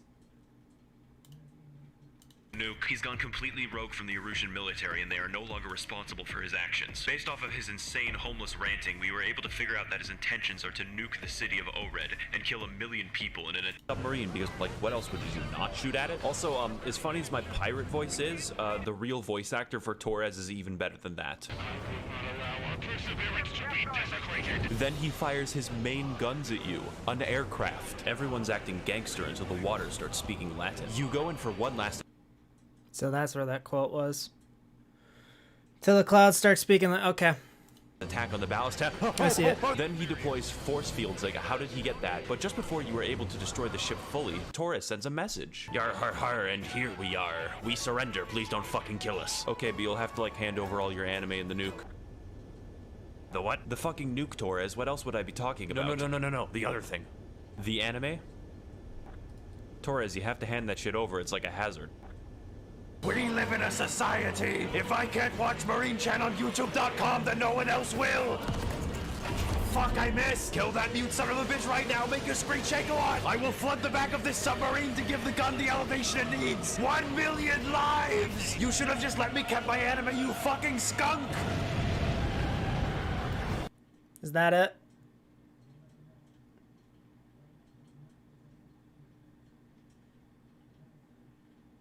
Is that the quote?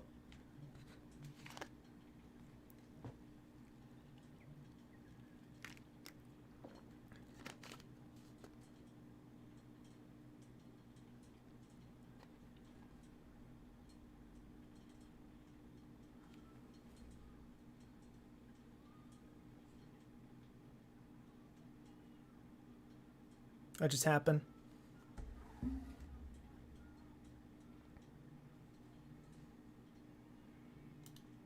Okay.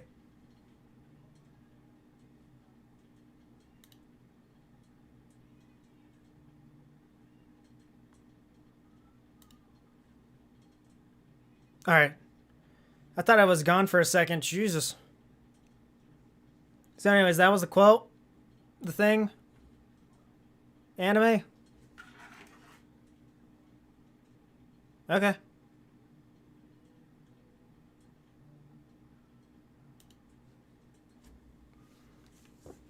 Anyways, let's continue. Just, I don't know, it was just there.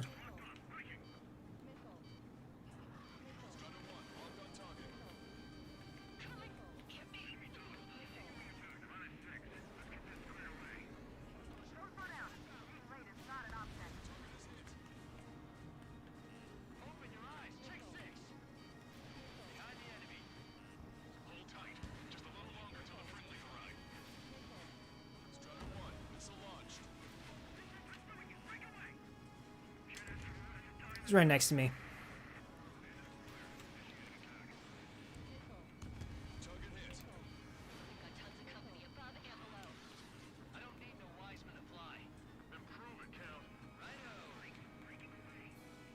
There we go. Right behind me, huh?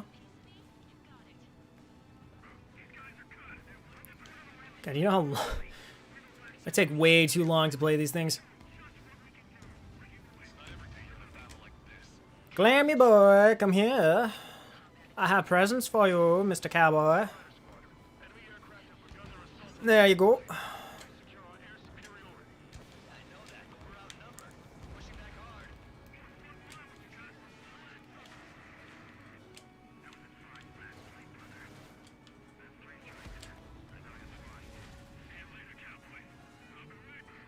Oh, this mission is awesome. I agree with you, Pirate Joe. You're not Pirate Joe, but I don't care. You're Dragon of Louisiana. You know, I bet you there's somebody in Louisiana called Pirate Joe.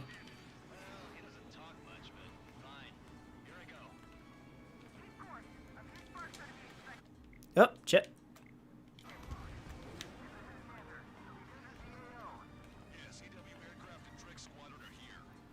My buttons are not calibrated.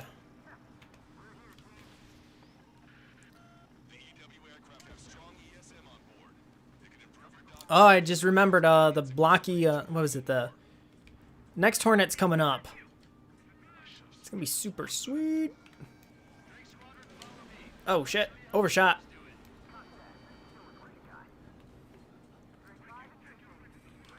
There we go. Nice. Nice. Oh, Dylan, you gotta shoot the missile in the plane. He did not move. That was a dumb AI. I hate to say, we have weird-ass people in Louisiana, so maybe. There might be a chance we get Pirate Joe.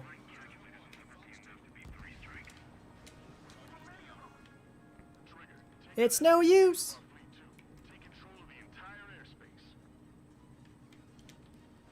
Ben Schwartz for Ace Combat? Yes, please. The voice of Sonic. He's gonna eat those chili dogs. I'm here to kick ass and eat chili dogs. Whoa!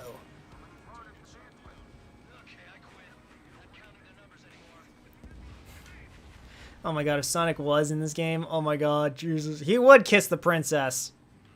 Because fucking Sonic and his weird furry shit. And that was actually pretty cool what I just did. Missiles right in his face. I'll give you a facial.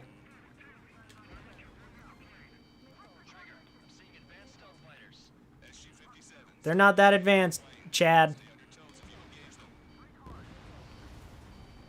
See? See what I mean? My pixie stick of a plane can take them on. I don't know, Barry. I've never played the game, so I can't tell you.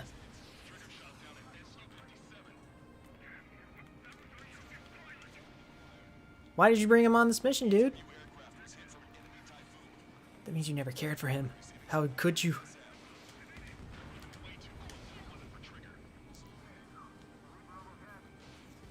There we go. Typhoon!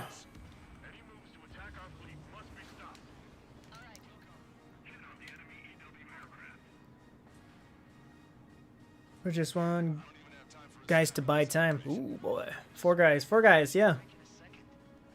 Looking fire? Thank you, Zach. I aim to please. But we're going to have to look into changing the logo soon. Well, not soon, but later. I'm still trying to figure out design ideas. I'll share them on Discord later tonight. But remember how I said I liked angled wingtips? I think I have a cool idea on that. You know what? Maybe tonight. Maybe tonight I'll share it. I'll have to upload it to Discord. I'll play some music while I get it uploaded, and then I'll share the image. But the screen might be way too bright.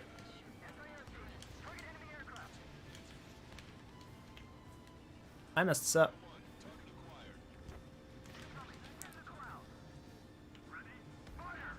Get away from my boats, you bastard!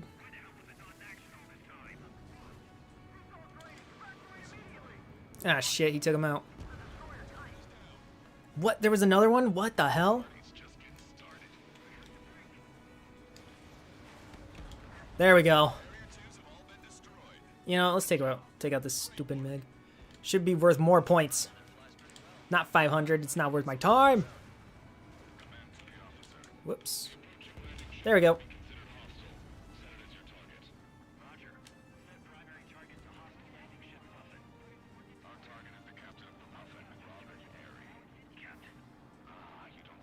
Hey, why'd they nerf the TLS in Ace Combat 7 so hard? I don't know.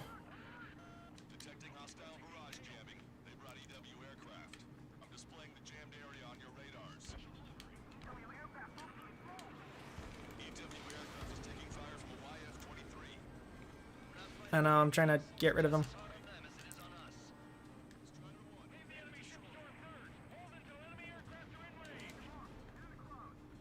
We gotta get rid of this thing.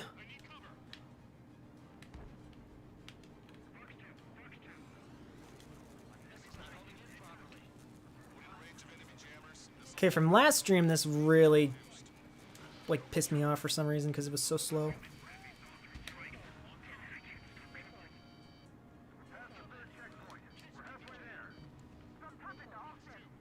Here, let's take care of all these other dudes.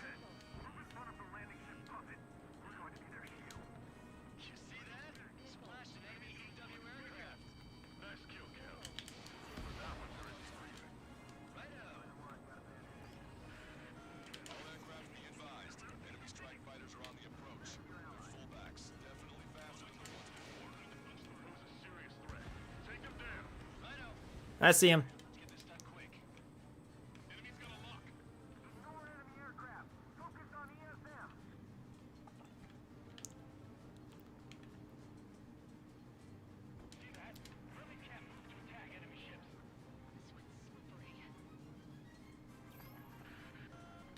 Ooh, can I sneak in and get it?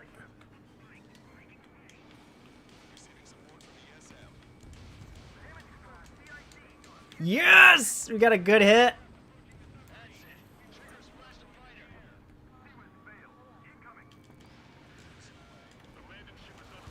Got him. Got him before the jammer was down. Nice. Jammer way too slow.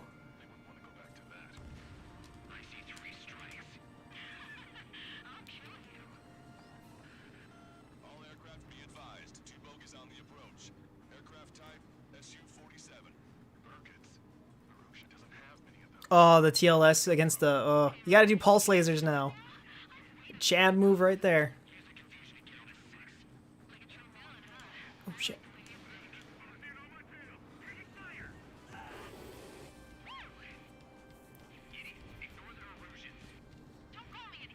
Oh my god, it's the Cringe Twins.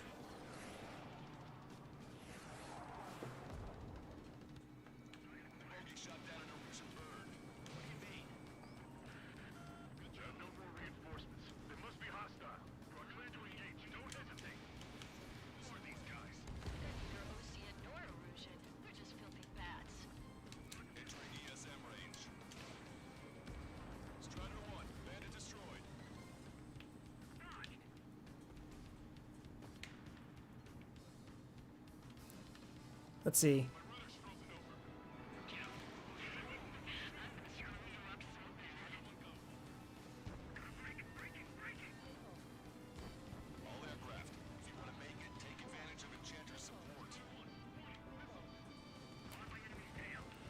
Okay, there we go.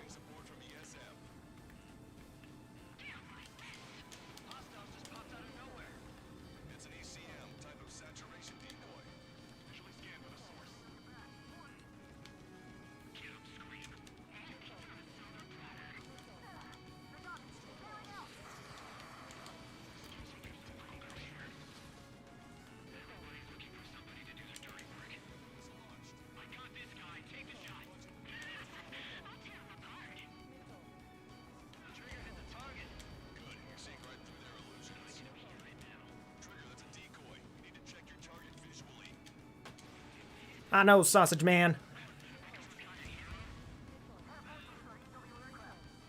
Got him.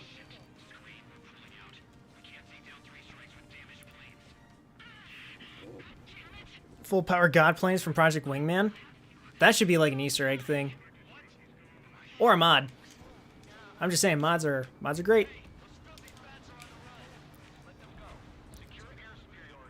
So, have you ever played Hotline Miami 1? I have not.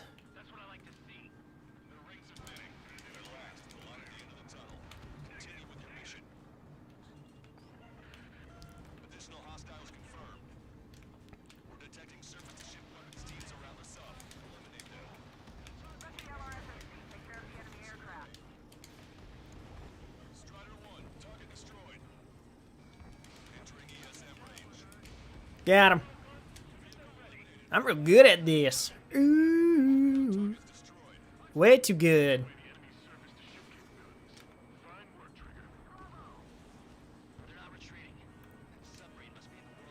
Oh, I encourage everybody to watch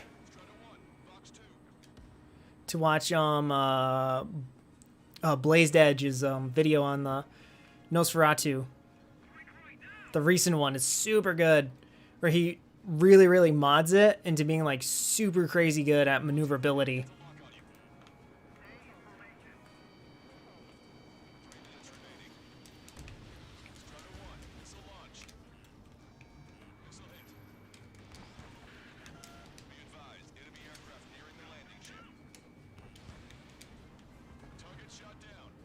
There we go.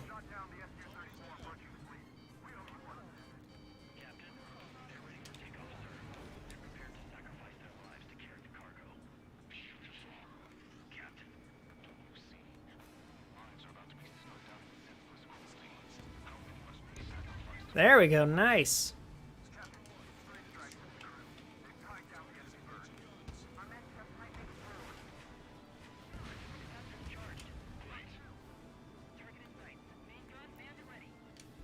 What am I doing? I'm just shooting planes like a boss. Like a Dark Souls boss.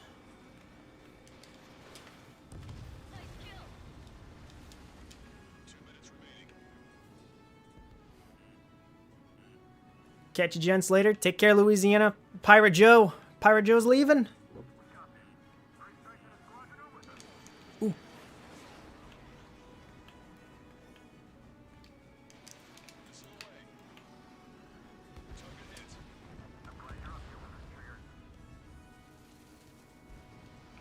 I got plenty of missiles.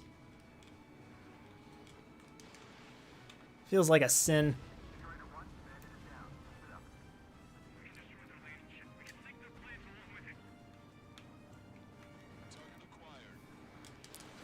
Nice. I saw him turn right into me. I'm like, oh, hello.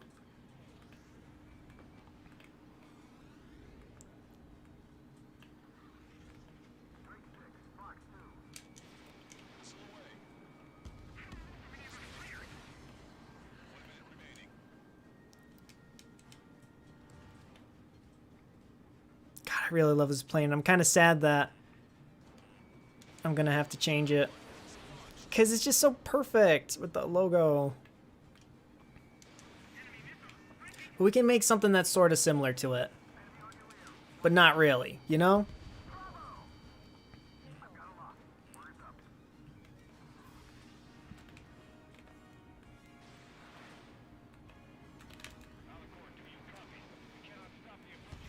Oh, my missile just curved.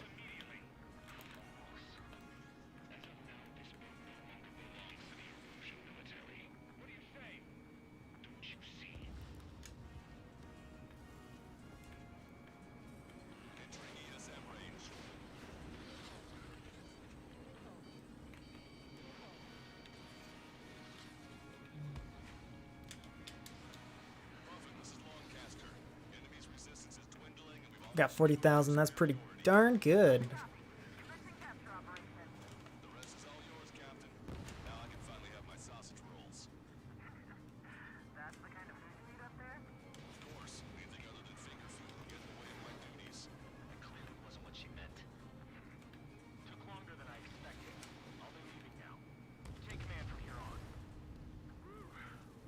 Let's see if I can keep getting more and more and more.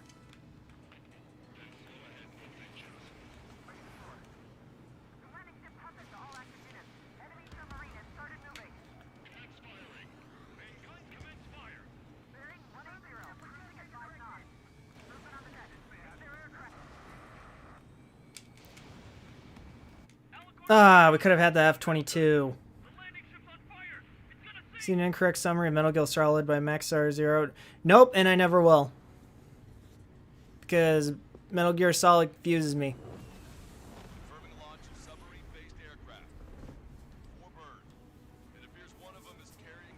Why do I need to change it? It's just in case if I want to do merch. I don't want to get in trouble. Because this is not mine. This is literally part of their IP, and I do not want to get in trouble.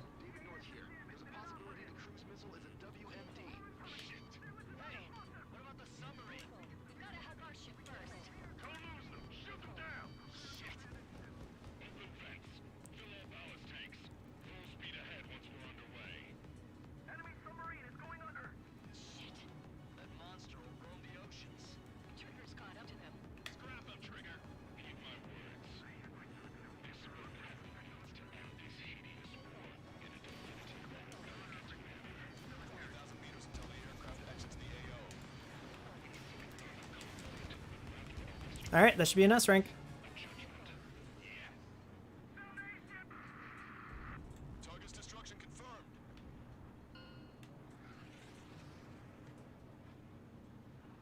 I'm not changing it to an F-15, buddy. It's hilarious, that's why I recommend it if you want a good laugh. I'm pretty sure I'm not gonna find it funny.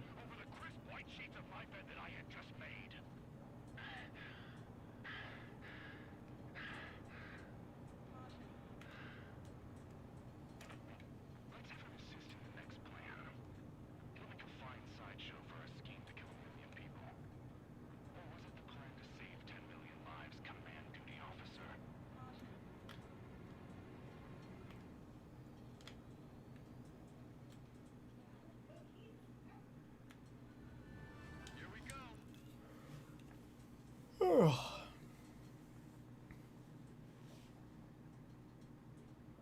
operation has been completed. Stand by for further orders. Hold on. We still don't know who those bats were.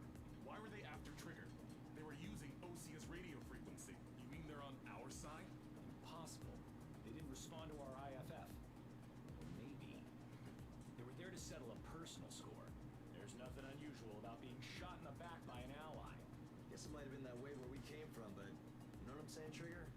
Everyone, here's a question. That's enough. Remove him from the call. Wait, don't hang up on me yet.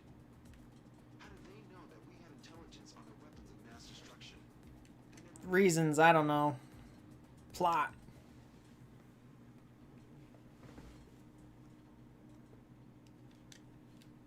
You know what we're gonna do next? We're going to... Let's get this out of here.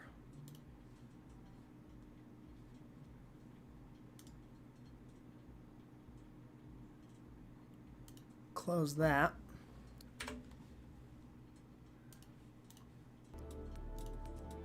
Let us talk about the logo. Let's do that, and then we'll finish it up. So right now, let me get things situated. Here, giving you some sexy images.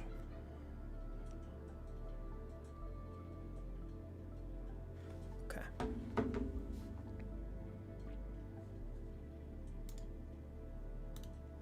Yeah, I know. We're fine.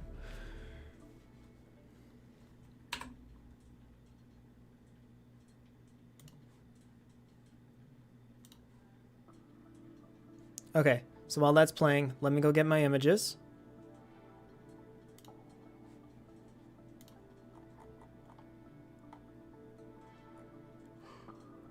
I wish there was a way to like draw while I stream.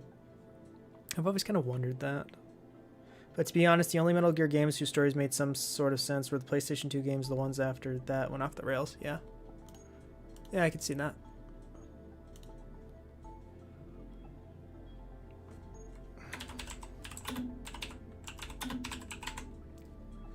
Okay, save that. Exit.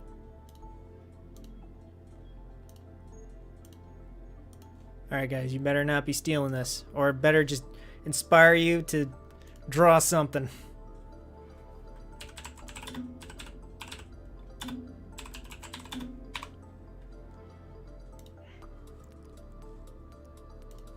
Because I am not a big fan of plagiarism over this stream. You will not get any plagiarism. Okay, let me find and show you what I got so far. Call it plain. Browse. This one. And okay, it's a little white, as in lots of white. This is the plain idea that I got so far.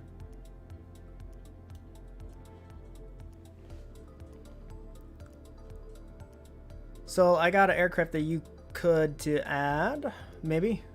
If you're part of the Discord, then yes, definitely upload it there. But this is what I got so far.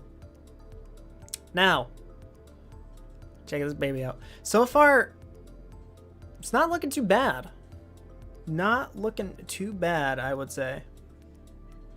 What I do like is, I wish I had my mouse available. I like the angled wingtips. If you look on the blue, I really like the angled wingtips idea, and I thought, ooh, what if I did that like halfway through? It kind of does remind you of a plane from the movie Stealth. I'm kind of paying a bit of homage to that, where those kind of look very stealth-like. But I'm still kind of keeping this almost, yeah, gull wing. Yeah, going into a gull wing design. Now, let me add another image. I apologize that it's on white. So shield your eyes.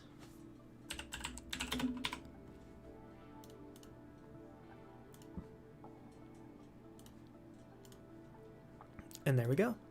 So I kind of fix it up just a wee bit more. So what I did with the wings is it's kind of like halfway, where it kind of like moves up and then it bends down. So it's paying a bit of homage to the Fenrir and a bit to the XFA-27. Now, I'm not 100% sure what I want to do with this part here, because what I want to do is I kind of want to make it like have an X pattern right over here on the blue side. When I say over here, I'm going to say the tail fins in the back when you look at the bottom red one. I base it off a lot of stuff too, like the space shuttle from that Disney ride from what was it, Mission Mars, Mission Space. let me show you. Mission space, because this thing was really cool.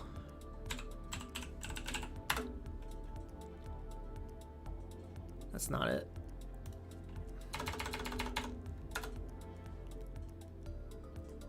It's somewhere right. Kind of looks like that. I kind of want to find what the actual model looks like.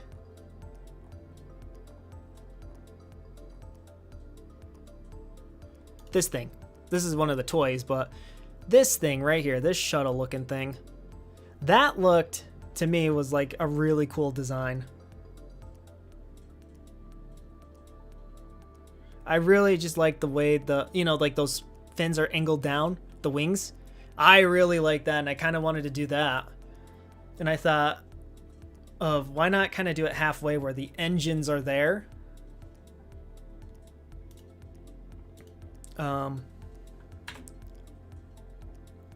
Where the engines are right there. And that's not a good one. This one where I actually made the wings bigger and longer out there. I don't know. I thought that was like an interesting way to do that. So you can see the lines too where I kind of measured it so I can make it better. I'm going to fix the nose too is what I'm going to do. But overall, it kind of reminds me a little bit of like an eagle as well. I'm just not too sure about the top design. The top view. But what do you guys think so far?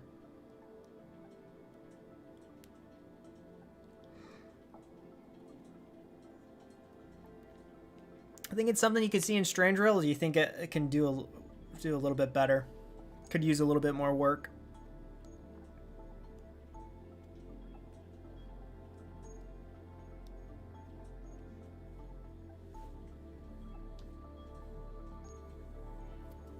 Yeah, the back of the wings are not bad.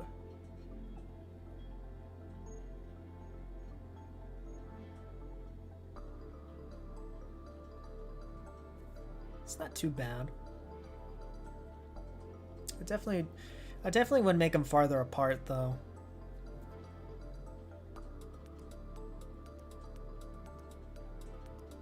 That's what I would do.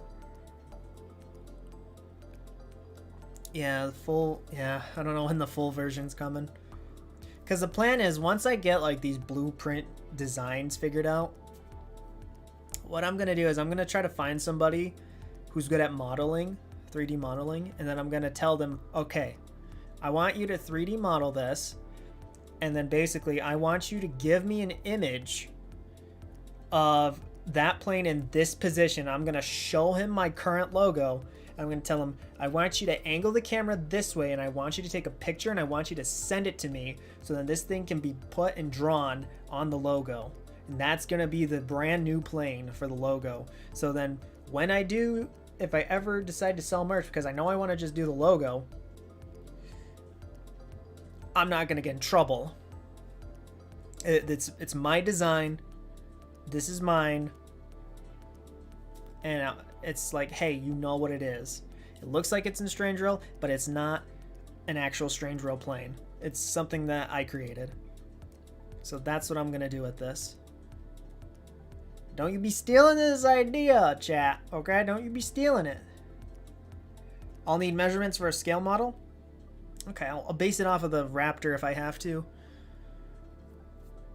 And it'll work from there. But that's the idea. Is I'm gonna make this thing look as futuristic but almost in real life as possible. I would just slap front stabilizers on it. I did have a concept image like that, but once I figure out what I want to do to the backside, I think that'll be good to go.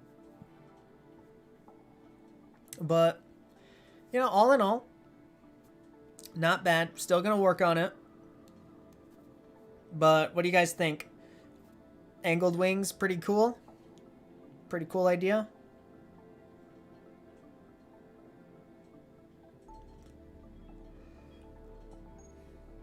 And to make a patent for it so people know it's my design. True.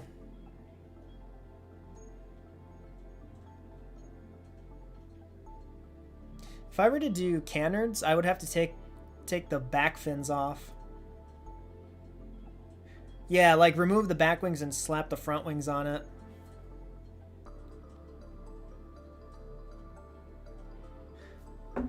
Chat, you gave me an idea. Hold on 1 second.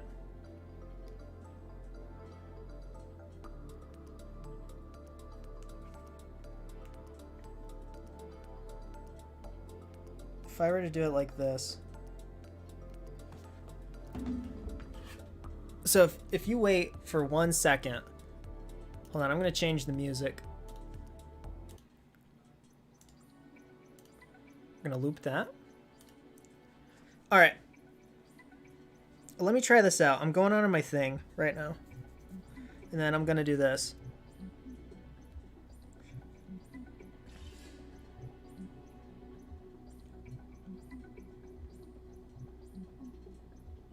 Where is it?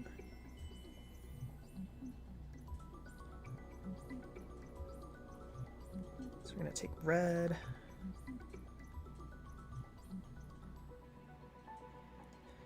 And then we're going to do that. Duplicate. Nope. Flip that way. Bring it down.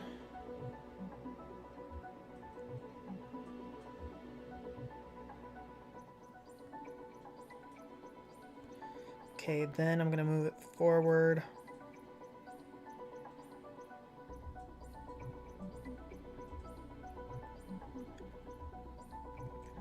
And then if that's the case, then get rid of this part.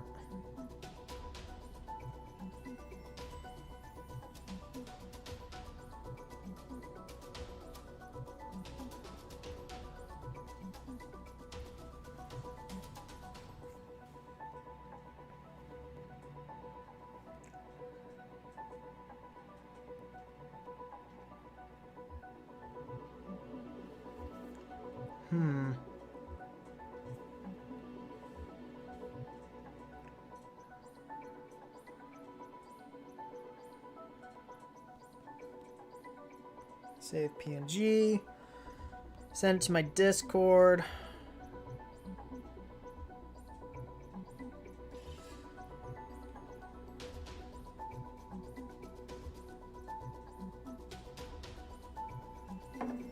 Okay, we're gonna get the wrong way.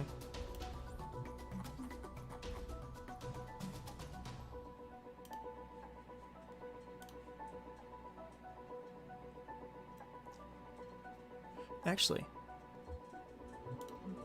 it'd be better if I did it like this. All right, we're gonna do it like this. Okay, can you see that? So if I did it like that, just the bottom part right here.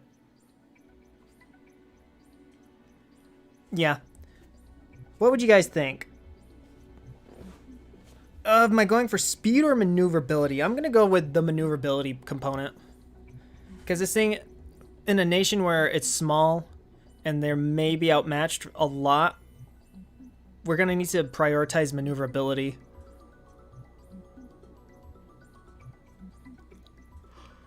I mean, this could work.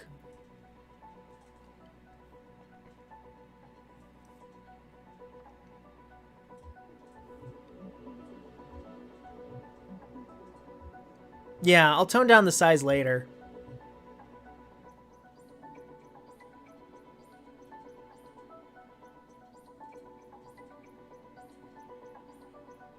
But that's just what I'm thinking.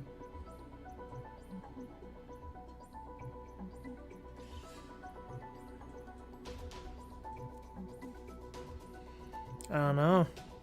It's so many different design ideas because now I got to figure out something for the back side here. And kind of utilize that as best as I can. Obviously those will go over here. I don't know. I'll figure out something. I've been looking at a lot of Yukikaze planes. Just trying to see like how they've been doing it. But not go as overly crazy as they do. I don't know, even if I put down canards right here, it would just make this part weird because I have those angled up as well. I just don't know. Yeah, it's going to have those too, the thrust vectoring engines. Well, all in all, whoops, we will get that. I'll get that figured out eventually. I'll share more with you with you on the next stream. So I'll figure out. I'll probably just play more video games on the next stream. What I'll do, I'll share more of the image and then, you know, kind of chat, talk about some stuff if anything pops up. But other than that, if you want to hear me rant about more stuff or kind of talk about other things in life in general, you can always follow me on the Discord too. So, and if you got any ideas that or designs that you want to share, feel free to post them on the Discord. I'd be glad to take a look at them. But all in all, it's getting there. It's getting there, but it's going to take a long while until we get there. So all ideas are welcome. All ideas are welcome. So anyways, folks, that's going to be it for me tonight. So as always, you can find me more on the stream. I'm going to be streaming every Saturday, 7 o'clock p.m. Eastern Standard Time. So next stream will be next week. So on this channel. So I hope you guys enjoyed basically one of the first on a time schedule. Because just me rambling too, but you know, I hope you guys enjoyed it. Don't worry about that. We'll get there. Let's just focus on one design and then we'll move on to other variants if we can. But all in all, you guys take care. I'll see you in the next stream. You can find me on the Discord and Twitter. Alrighty, and I hope you guys are enjoying the lore videos, because I'm already writing the script for the next one. I'm gonna try to get that script done as soon as possible. Okay. So, everybody, take care. You have a good weekend. Have a good week. I know people are going back to school. Stay safe out there, and I'll see you all in the next stream. Take care.